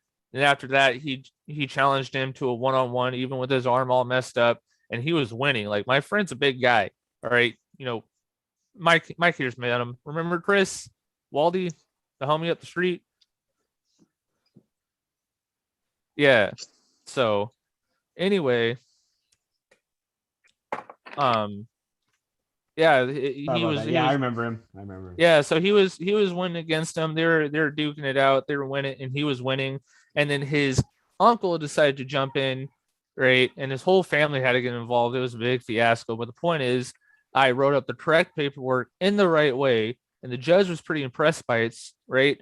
And here's what happened, right? Now, also keep in mind that these people live way out of the way, right? And why this is important, it adds up to the story. So they had gotten attorneys, both of them, right? And when it came to questioning my friend, you know what my friend said? Oh, I'm going to rest on my paperwork. I got nothing to say. Oh, are you a first-hand witness with first-hand knowledge? Because that's the only people I want to speak to if they're going to speak to me. He said that in court, and the judge allowed it, right? And then his grandpa, as a witness, got questioned, right? And the lawyers were asking just out-of-pocket questions like, oh, when did you get your medical degree? Oh, really? Is that what happened? Huh? When did you go to school? And the judge straight up told the lawyers, you need to stop, because if you don't ask questions that are only relevant to the case, I'm going to have you thrown out of this courtroom in half a heartbeat. The attorneys got quiet and only started asking questions that actually mattered. Now, the judge wanted to grant it, but however, because they lived so far away, right, and they said in front of the whole entire court and begged them not to grant the order, he denied it without prejudice. But he straight up said that, if you ever come around him again, right, it's going to be a felony. And then on top of that, if he wants to come back with this order, right, if you ever go so much as even write him a card or a letter, then, guess what? I'm going to grant his order. And you know what? Some of these other orders that you're asking for, I'm sorry, it's above my pay grade. But if you take this down to small claims court, where you got here right now, guarantee you win. But I don't know what I'm talking about when it comes to writing paperwork or due process. Dave cares for you at gmail.com. Okay, I just sent him the invite. And hey, my homie, he's down to come up here. Like he's down to make a video. So everybody, please tell David Jose to check his email at davecaresforyou@gmail.com. Okay. He's not going to come on. He's too much of a coward. I would love to see David Jose and Randy, man. I've been waiting for that day for a while. That's the only email we got, but I'm pretty sure that that's the same one that he uses. He always uses that. Yeah. So David Jose Watson, right? Check your email, because I send you the invite to join the show. Didn't y'all have his like personal cell phone number or something? No, he only gave me his Telegram number, which he has me blocked on. Use a different phone. But what are you talking about, Millie Mill? That I didn't get my baby back. Why would you say that? Because she's not in CPS. She's actually very close though, right? I'm not even gonna say where she's at though, because I'm not trying to have people trying to retaliate on me. Yeah, but she's home. But the point is, she's not in the care of. She's not in foster care. She's not in CPS custody. So at the end of the day, isn't that what matters the most? My kids are home. Closed case and all. Even when David Jose and Francesca called CPS on me saying that my husband was molesting my daughters, they still didn't come out. They just called me, and they told me who called. They let me listen to the recording of the phone call. You know, it's also funny that they also think that like every county worker is going to be bad, every lawyer is going to be bad. You know, it's funny, right? My They parents had to know fight a they're not 3. because they use and Randy will back me up on this. People that have worked with them that would try to turn them in for fraud or anything else, they will destroy your CPS case. Randy, what was it that friend did with that one woman and contacted her ex-husband and crap like that? Do you remember? Oh, there's a bunch of them that have done that kind of thing. They claim they did it with me, and they haven't talked to any exes of mine. They made it up. These people will do anything, and they're so envious of you when you have any success at all. That's why David Jose is going at Michael. He's going at him because Michael's showing truth. If you show truth, you have to be silenced. These people are like communists. They feel their voice is the only voice that should be heard. Everybody else should be blocked. They should be allowed. They're over there now, people we know, and they're pretending in the comments. And then they're saying, why is he hiding? Why is he going offline and then someone else is typing? Here's why. Because I've been putting these eye drops in there because my contacts have dried completely out. And I've been trying to wash my eyes out. There's nothing nefarious going on at all. But to them, if they say it, it means it's true. And some of them have followers that are just sheep. They just follow whatever they say. So they come at you with false, whatever, little Facebook page names. God, And yeah. Look at how low these people are, though. Like, I'm now just reading the chat because I, been enjoying chatting with people who actually know what the heck they're talking about. It doesn't matter where my kid is. All right, just know that God is going to take care of my kid no matter what, and I'm gonna do what I need to do. And like I said, well, then that answers our question. You ain't got your kid, and you probably filed those stupid affidavits, and you ain't gonna get your kid back. But that's okay. Exactly why I don't have my kid. Because guess what? If I would have just done things the right way the first time around, my kid'd still be with me, and I'd most likely be out of their system. But no, I decided to follow goofballs like goofy head ass motherfuckers like David Straight and David Jose. We like to call him the egghead. I'm gonna start, since I started a trend, right? Because I was the one that made that meme, by the way, Mr. Watson, right? I cannot believe how much they resemble each other. I was dying laughing. And he didn't even deny it. I know. Oh my God. I was like, wow. Brandon Spencer says, no, it matters. You don't have your kid. It isn't important. But David Jose doesn't have his kid either. Brandon Spencer, I have my children. What do you have to say to me? I got my kids back both times. Let's see what you have to say to me. I got my kids, case closed and everything. All I know is just for all y'all clowns out there, just wait until I'm out the system. Children. His case is closed. But John's still case is open, and he can get his kid back. But David Jose can't. As a matter of fact, it was dismissed with prejudice, meaning he can never bring it up. Go back to court for it, from what I understand. Yeah. He lost at the highest court of the land, Supreme Court. Lost. Right? So, and I don't even understand how the heck he's even trying to teach people anything, right? He's charging people $200 for affidavit classes that don't do jack. They don't do jack shit. They don't. And $50 PMA membership fees, right? On top of that, right? So that don't help you with anything either, right? That are not going to help you get your kids back, okay? And so, and people are vulnerable. Parents, mom and dads, right? They don't know who to turn to. They're just trying to see who's out there, right? They will pay whatever they got just to give it a shot.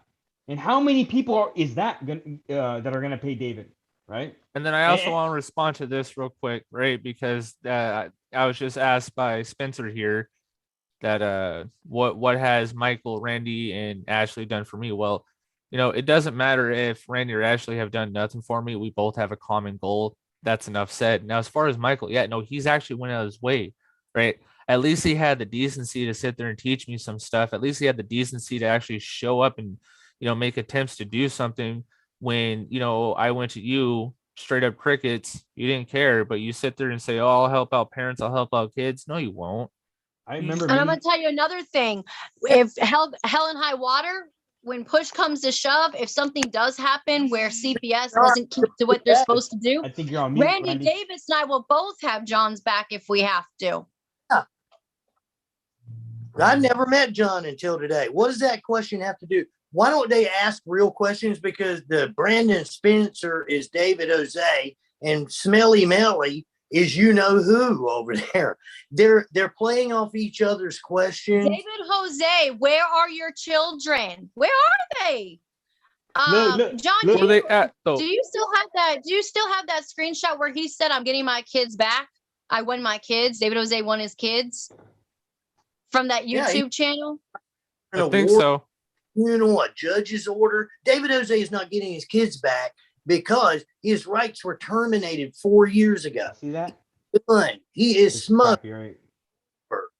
That's just the truth of it. And then there's other people in your chat that have court orders that they could see their kids. You know, if people like David Jose didn't exist, we wouldn't have things like CPS now, would we? Exactly. Is David Jose gonna come on the show? Because No. He's too much of a clown. He's too much of a pussy. Just like Artie handed him his ass. Like Artie got him so bad. Oh my God. I was laughing so hard. I couldn't help but Randy, I'm sorry. I laughed at that, Randy. I was laughing so hard. I'm like, oh my God. David Jose. He's just an island boy and he cannot make it. David Jose, please check your email at davecaresforyou. He's not. He's a coward. He will not come on here. He won't because he knows we're going to expose him. And he's going to get all tongue-tied, just like he did with Artie, because they can't think quick enough when we hit him with truth. You can manipulate it, but you cannot destroy it. Somebody please cue the Jeopardy theme song. We'll wait. Do do do do do do do do. Randy's on a mission. I'm drawing. Classic. Randy, do you know how to make a good, pretty egghead? I don't even want to draw that, Joker. David Jose, you told everybody that the FBI arrested me a year and a half ago. Why was I not arrested? Probably because the egghead has lied. Hey, can we get L's in the chat, please? L's in the chat for David Jose. David Jose, you said that I work for the FBI, but then you also said that I was arrested by the FBI.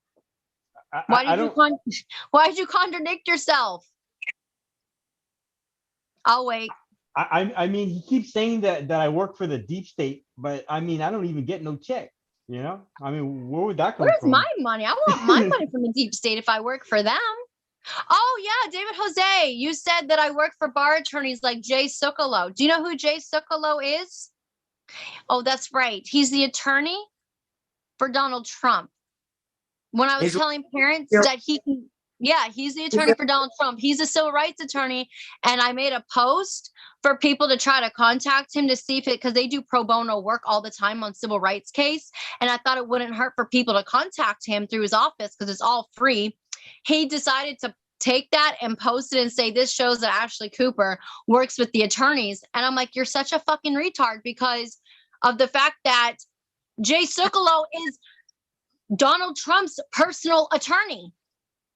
And if you really worked with Donald Trump and the high command, oh, that's cute, and everything else, you would have known that. He's on Trump's naughty list. That's why he wasn't pardoned. I would love for him, or even Kirk Pendergrass. I would love for Kirk Pendergrass to come on here. I'd have a field day with him. Oh my God. Do y'all have any questions? Does anybody have a real question? Because I'm not hearing any from their little chat over there. Are there any questions in chat for us? Y'all want to ask? Comments? It just sounds like they're too scared to actually come up and have a real conversation, show their face. They're not going. Okay, well, what questions do y'all have? Ask.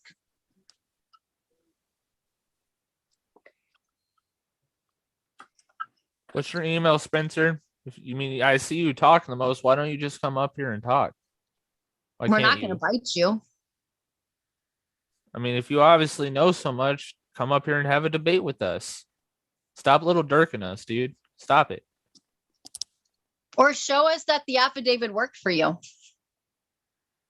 L. Kennedy Eskimama put he was claiming a long time ago that he was going to a tribunal and was going to get his kids back. Nope, nothing happened. Exactly. That's what we're talking about. And then he changed it to arbitration. And he said he had he went like this, that I have the executive order in hand, but he never showed anybody the executive order. That's right. Can someone explain what tribunal is? It's a court. Yeah, but you can have a tribunal, and it could be a tribunal of an Indian nation. It could be a war tribunal, like in times of war, whenever you're going to try prisoners of war or political prisoners in there. And then the arbitration award is a letter that Fran came out with Philip K. Hudock out of West Virginia. And she said, you don't have to do anything. All you have to do is join the award. The award's already there. It's like a winning lottery ticket. All you have to do is join in. And you had, look, these are the scams I've seen. The grand jury. I've seen the E clause, the emolument clause with E clause and Kirk Pendergast, all of those goofballs.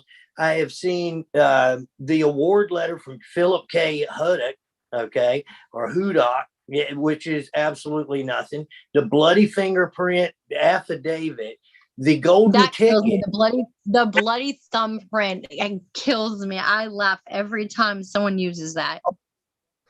And listen, I mean, the affidavits are bad. The word affidavit. At least you didn't spend $100 on stamps. It's what they're doing with theirs. Then you get into commercial lien and UCC 1 filing. All of these things will put you into jail when you start filing them on a judge. Then you get into the national sovereignty, whatever it is, this over there, so that you're really here, but they don't have any jurisdiction over you, because jurisdiction is a hard thing. But listen, why don't they talk about UCCJEA? Rudy Orr's got a Washington State case. He's got solid. He's got a solid case. Is about UCCJEA. They didn't have jurisdiction. They laughed. Oh, you don't know what you're talking about, Randy. And Rudy's got to do this and that. It doesn't matter what Rudy does online, because they had no jurisdiction. And guess what? Washington State Court of Appeals agreed, and his case was void ab initio. Void ab initio. Ab initio means from the beginning. It means it's like there wasn't even a case. And that's what happens if you have an outstanding court order, because there's one document when DSS files a petition. It's going to have a lot of stuff on allegations that say upon information and belief, which basically means we made it up.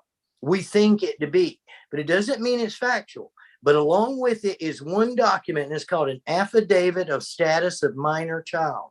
It has to be in there, and it's the only document that's filed that's signed under penalty of perjury, and it's sworn between a person who is allowed to administer oaths to people.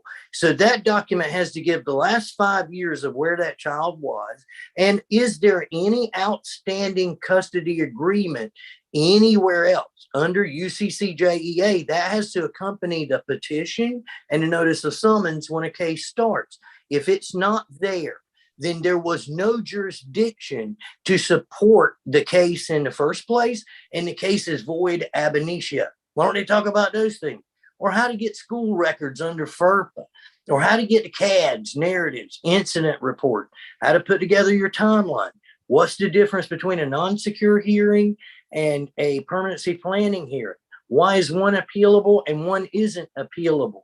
And there are reasons underlying that. And when a parent understands that, it not only gives them confidence to feel better about what it is it lets them know how to prepare for that hearing. Because you keep going to non-secure hearings over and over and over, and they just spew out whatever, and it's allowable in a non-secure hearing, whereas in an adjudication, a 7-day hearing, a 72-hour hearing, 3-day hearing, next day hearing, they got all these ones in the beginning. They've got adjudications and they got permanency hearing.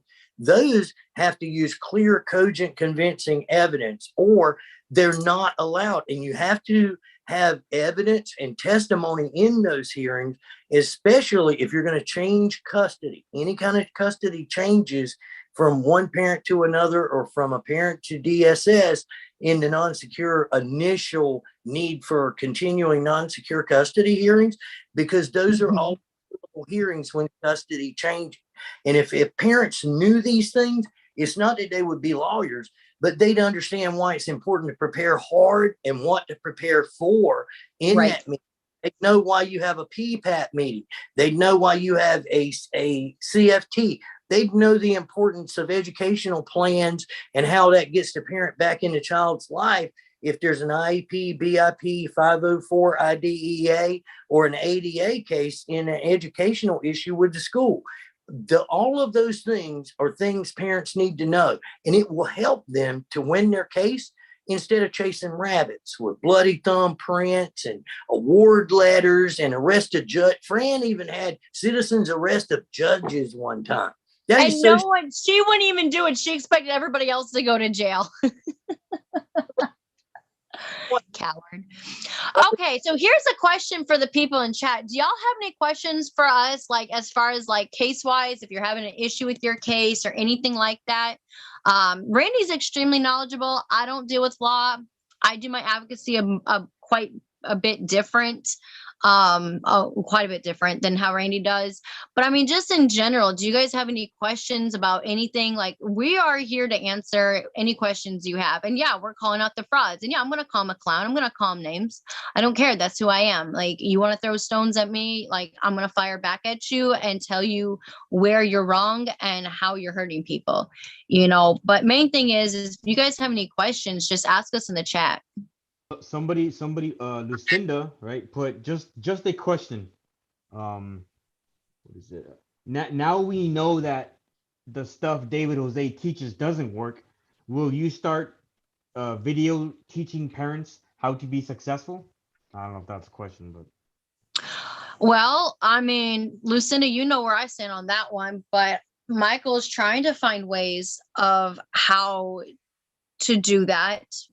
He does do videos. He actually did a video a few days ago where he showed a winning case and explained how they won their case. So maybe that's something we could definitely look into for sure. Yeah, there it is right there. Listen, I hear they filed a complaint for damages, right? And they're using the civil action to do this. And in this case, they won $240,000. I'm sorry, $220,000. This is here in California, in Los Angeles, right? And then they got their kids back, but their kids were held for about 44 days, right? And this is Sean McMillan, right? That's his work, right? So I'm still dumping those files, right? Because it's like 50 cents a page, right? So there's a lot of files on that one, right? But I'm going out of my way to acquire all those, and I'm just posting everything on links. But I have found another case. Me and John were researching another case, and it was Lisa Walter and her son that died in foster care. Rest in oh peace, my God! Right, and she won a settlement, right? And it wasn't much, right? But she won a settlement for a wrongful death for $500,000, right? And she settled out of court, right? But she didn't get her son back because obviously he did pass away. But Sean McMillan was another attorney on that case too. I also found out about another case, Sean McMillan. I've been following Sean McMillan, right? Because he seems to be knowing what he's doing, right? Mm-hmm. So there was another case with Sean McMillan where, what's that lady's name? Deandra something, right? It's on YouTube. Just put Deandra and then Sean McMillan, it'll come up, right? But Deandra was in a 6-year battle with CPS, right? DCFS, and I guess her husband somehow ended up with her kids, right? So I'm not sure if there was a transition from foster care to the husband, but it was wrong how they removed the kids. So after 6 years, she won a lawsuit for a little over $10 million, right? That's what she won, right? And she got her kids back from the husband, right? And Sean McMillan was part of that case too. So I'm going to be dumping those files too, right? So see, this is what I was doing. before I was just following David Straight or Carl Lins or whoever it was I thought that was a winner, right? That I still haven't seen proof of, right? And I was trying to learn their methods, trying to win, right? But obviously, we're not gonna find any records of them winning, right? So you know what? I left all that stuff behind. Screw all that, man. I'm not gonna find anything of them winning. So what I said was like, you know what? I'm gonna start researching winning cases out there, right? I mean, just go to Google, right? Put Google DCFS or put like county of Los Angeles or county of San Diego or whatever major cities out there, right? And then put federal court, civil action lawsuit, search, right? And the cause numbers will come up. And if you have a Pacer account, right, you can literally just dump all those files, and it will cost you, right? But that's a faster way to do it, right? I wish these superior courts, like where I'm going to here in Long Beach, I wish those had a system like Pacer where I could just charge it off at the end of the quarter, right? Because these courts over here actually want me to pay every time I go and pull out a record, right? So yesterday I went over there and I paid like 55, no, I'm sorry, 50 something dollars, right? $53 or whatever it was, 50 something dollars for 14 documents that I dumped, right? And the next document, right after the 15th document, right? Oh man, that's a lot. It is a 227 page document that's going to cost me $128, right? And that's why it gets very costly, right? But eventually you will figure out. See, and what's the whole point? What are you of eating, this? John? Why am I? What?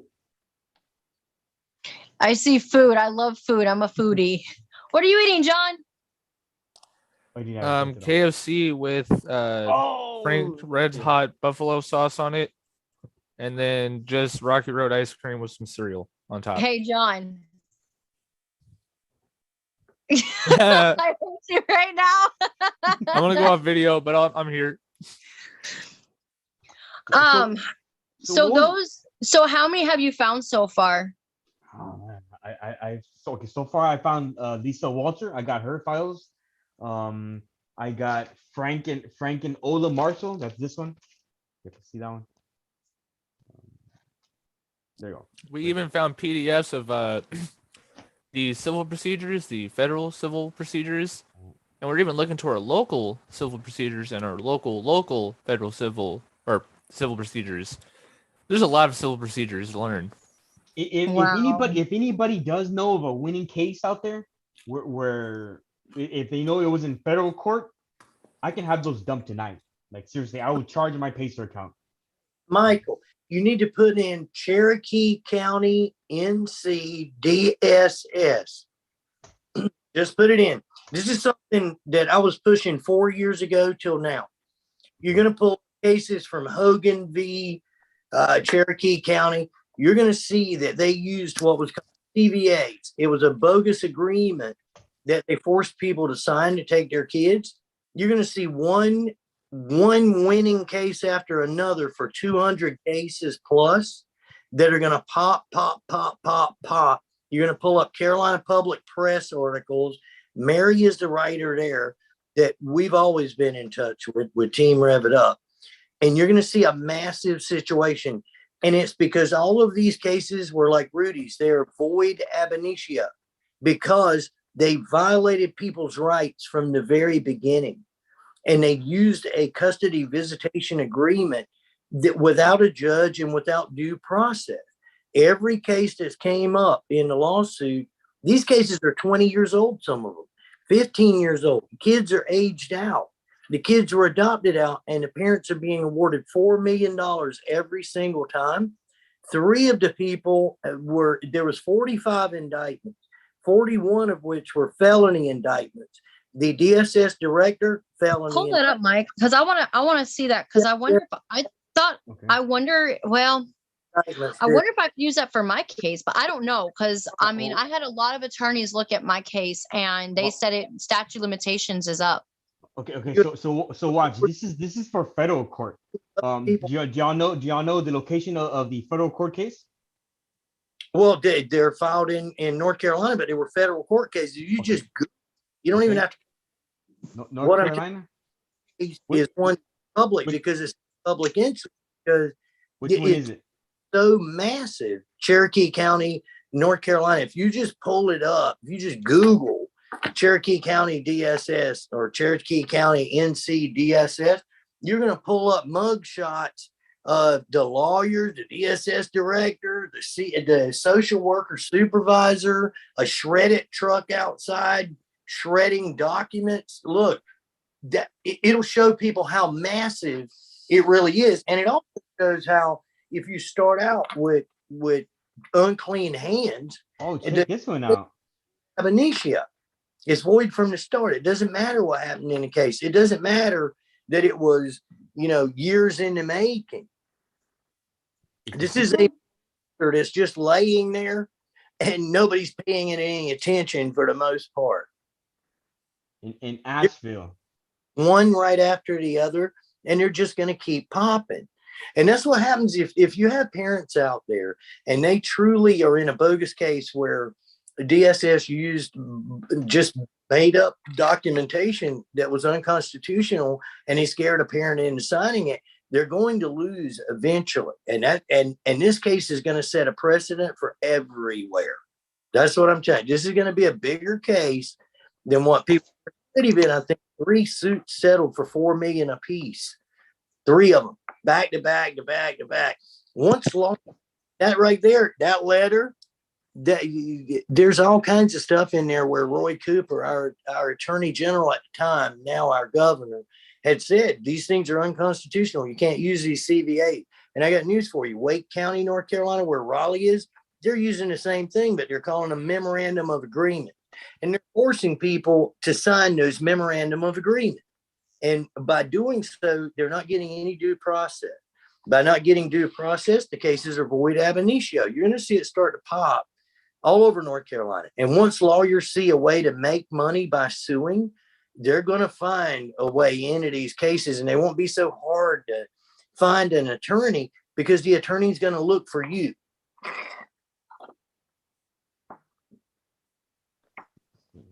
I'm trying to find this one that I found right here, Brian Hogan. Yeah, Hogan was the first one to sue, and his kids had already aged out. They had already aged out. He won the case. I think his was $9 million. I'm not sure. I think it was $9 million. But there's been 2 or 3 more since then, since Hogan. I found a couple of these. I don't know if these are it.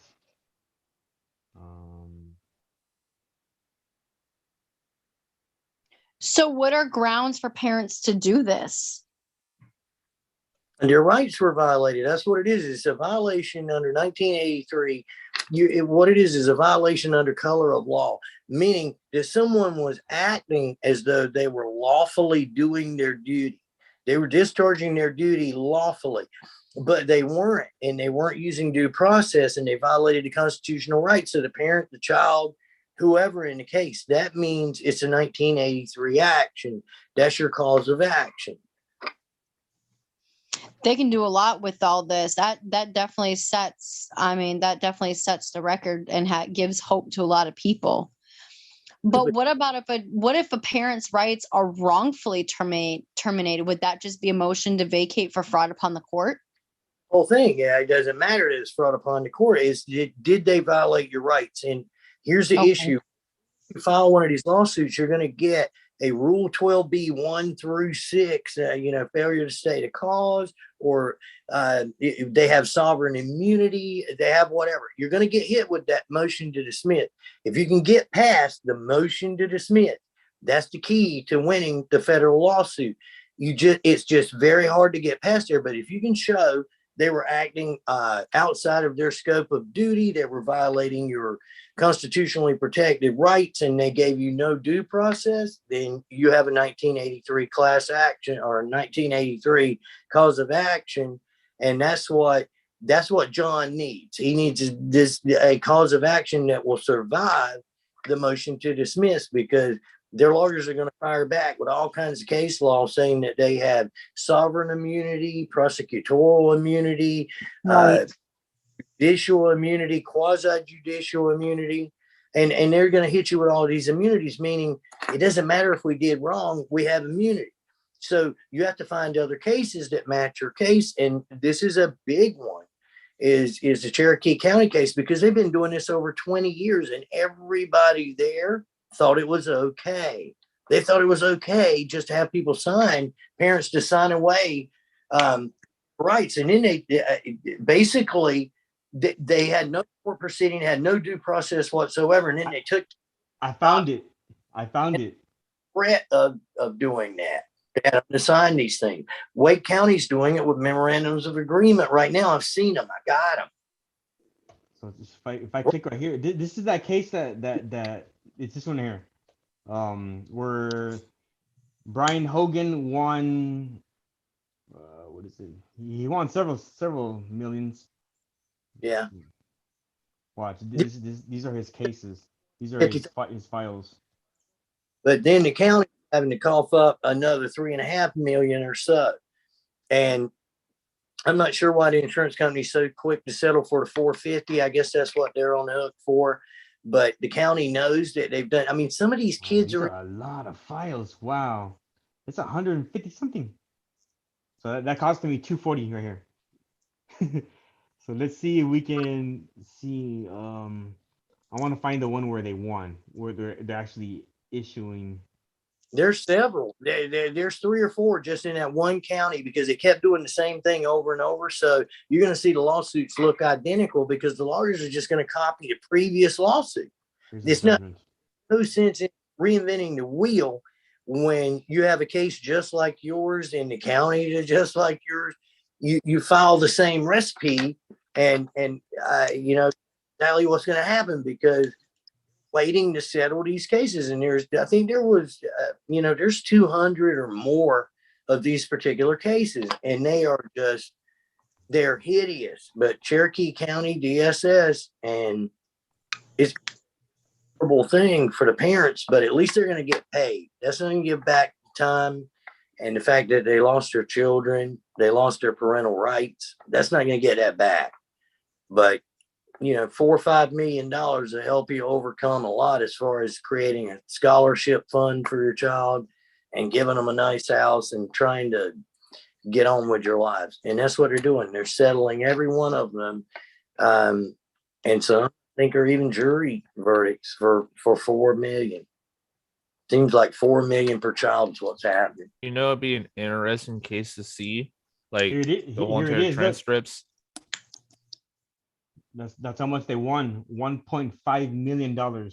It is also further ordered a judge and decreed that plaintiffs HH shall have the recovery of defendants Cherokee County, Scott Lindsay and Cindy Parker jointly and severally the sum of $3 million, right? $3.1 million for specific. But here's the other thing that they did in this case is, unlike a typical lawsuit where the lawyer's paid out of your funding, these lawyers are paid separate from that funding. So when they said they won $4.5 million, they won $4.5 million. Which means that those attorneys are not getting paid out of your money. They're making the state pay for them, which means they're good attorneys. Right. The state is paying a flat rate of whatever in there. There'll be back to back lawsuits in Cherokee County. And I think it's going to happen in other counties, because what one county's doing, the other counties are doing. That's how they $4. But I want it. Let's see if it downloads. And Mary at Cherokee County, at Carolina Public Press, Mary's looking for stories. You know how hard it is to get stories out? Mary will put your story out if it's solid and ready to roll. She's looking for stories, especially stories that mimic the same thing that happened in Cherokee County. Y'all want to know something cool I've been looking into recently? Well, not recently, but for a while. NFTs, sure you heard of it. If not, well, there's actually an interesting story out there about how a 12-year-old made $6 million off of one. And I can understand the reason why once you actually start looking into it. Basically, it's just an easy way to make a digital asset of something that if you wanted to sell and collect passive income over time, you could, right? So basically, you have a digital asset that could have value. You can either decide to keep it or sell it. And it could be just about anything. So this is the first filed document in that case where they won all that money. That's how that one looks. Notice of removal action under 28. Whoops, kind of fast.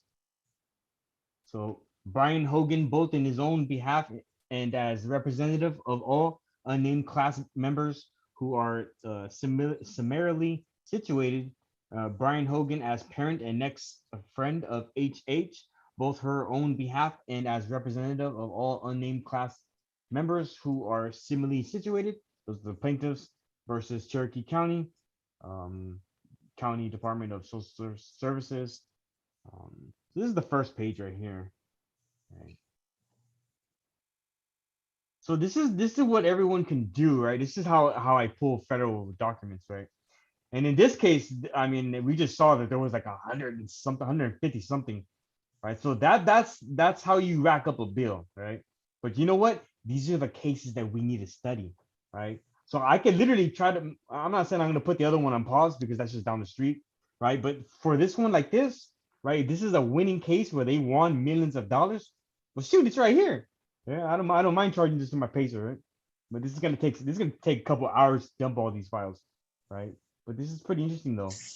You know But who see, I my really want question to is study why do though? the frauds not talk about this stuff? They only talk about, the stupid affidavits that never work and won't work, but they won't talk about this, actual winning cases in a way that it will work. And that's what makes me mad, because it's like, you want to be able to win. You want your kids back. You want your kids home. And there's no, every case is different and it's not going to follow the same formula. Like my case isn't going to follow the same formula as John's or Michael's or whoever, Randy's or whoever else is, because it's never the same thing twice, if that makes sense. You know what these documents do show? They do show you how to respond. Like Yes. say you filed a complaint for damages, right?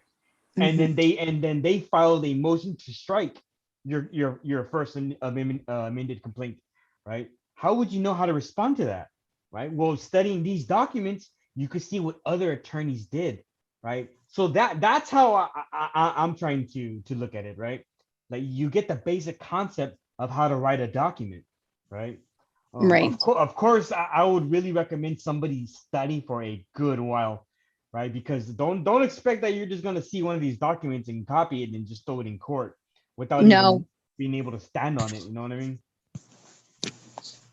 Because obviously we already have experience like that, right? Right. But I would say this would probably be a good way to go. Just start studying cases that I've won, right? Eventually, just you're gonna have to figure it out, right? Now, if it's federal, does that mean it can work anywhere? And if it's state, it only works for that state?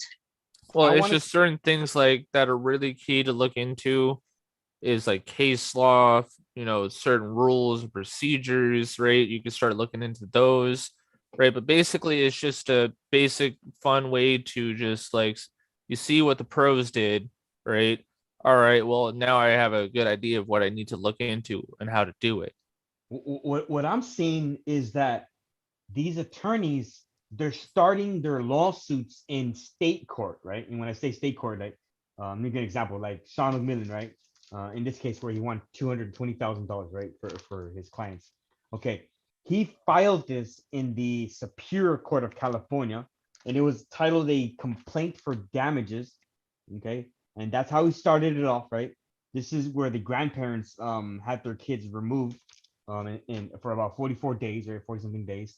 And he won $220,000 for them, right? But he started it off in the Superior Court of California, and he moved it to federal court, right? So obviously you got to move it over there too, right? I honestly don't see why he just didn't file it in federal court, right? I don't know how that works, but I would think that why not just file it in federal court, start it there. But they're doing this for a reason. There's a reason why you have to move it from Superior Court. Obviously, I don't know what that is, But if I'm seeing this as a repetitive thing that Sean has been doing in the past 3 cases where he's in the Superior Court, and then he hasn't moved over there to the federal court. And then in one of the cases, he actually put in his paperwork to the point where he didn't even have to move it. The defendants actually moved it and asked the court to move it to federal court. Right? So that was pretty cool, right? That's in Lisa Walters' case, right? So that was pretty interesting. And that's the one where she only won $500,000, right? Wow. Is there anyone in chat that's asking any questions? I can't see chat, so I don't know. Let's see. That's what's up. You've helped people start businesses and get into better housing. What? I'm confused. David Lucindia. Jose has helped a lot of people. Somebody put. Oh, can we get proof of that? Because Shannon King was bribed by David Jose. Andy Mira was the one that brought a car to her and didn't pay Andy Mira to bring it to her. And she was about to spill everything. And Shannon King never got her kid back. So can someone please give us proof of where he's helped you? Look, Brandon Spencer put, have not seen Michael is now going after senior citizens. What a chump. Wait, what senior citizen? Is David Jose a senior citizen? I mean, I know he's old as fuck, but I didn't realize he was No, they're not citizen. even citizens anymore, remember? Oh, yeah, that's right.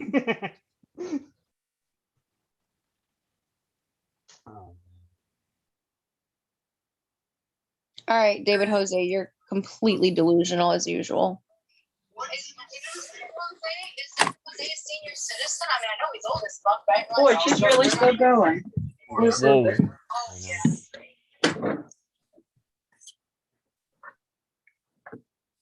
All right, guys, we've been on there about 3.5 hours, I think. Yeah, we've said enough. I like to close this out, and I'm gonna let everybody say one. I'm gonna let everybody say a little outro, right? But I'll go first. Ah! So everybody, thank you for joining in on the show. We really would have hoped that David was able to jump on, but he didn't, right? Maybe we'll get him next time. Right? But thank you everybody for joining in. I'm gonna pass the mic to John. Well, believe what you want, have fun with it. You're gonna learn the truth the hard way, and well, don't say you haven't been warned. That was in the chat for David. That was in the chat. David, why don't you come on and explain why you lied to everybody? All I gotta say is the Watchman, Randy Davis, Team Rev It Up. We're gonna do a Lucinda Pennington special. We're gonna put Lucinda Pennington up on a pedestal, and I will assure you that Lucinda and what she has done, we will show every bit of the fraud, Lucinda. You should never have pulled the dog's tail if you didn't want to get bit. Other than that, that's coming up. Maria's got it all. That's why they're attacking Maria and filing stuff against Maria. You're not going to shut down Maria. You're not going to shut down Team Rev It Up. Other than that, I want to hear everybody say, Rev it up. Rev it up. Rev it up. Yeah, John's like, I'm out, guys. Love you. oh, guys. Lord. All right, everybody. Thanks for joining in, and y'all have a good one. All right. Talk to y'all later.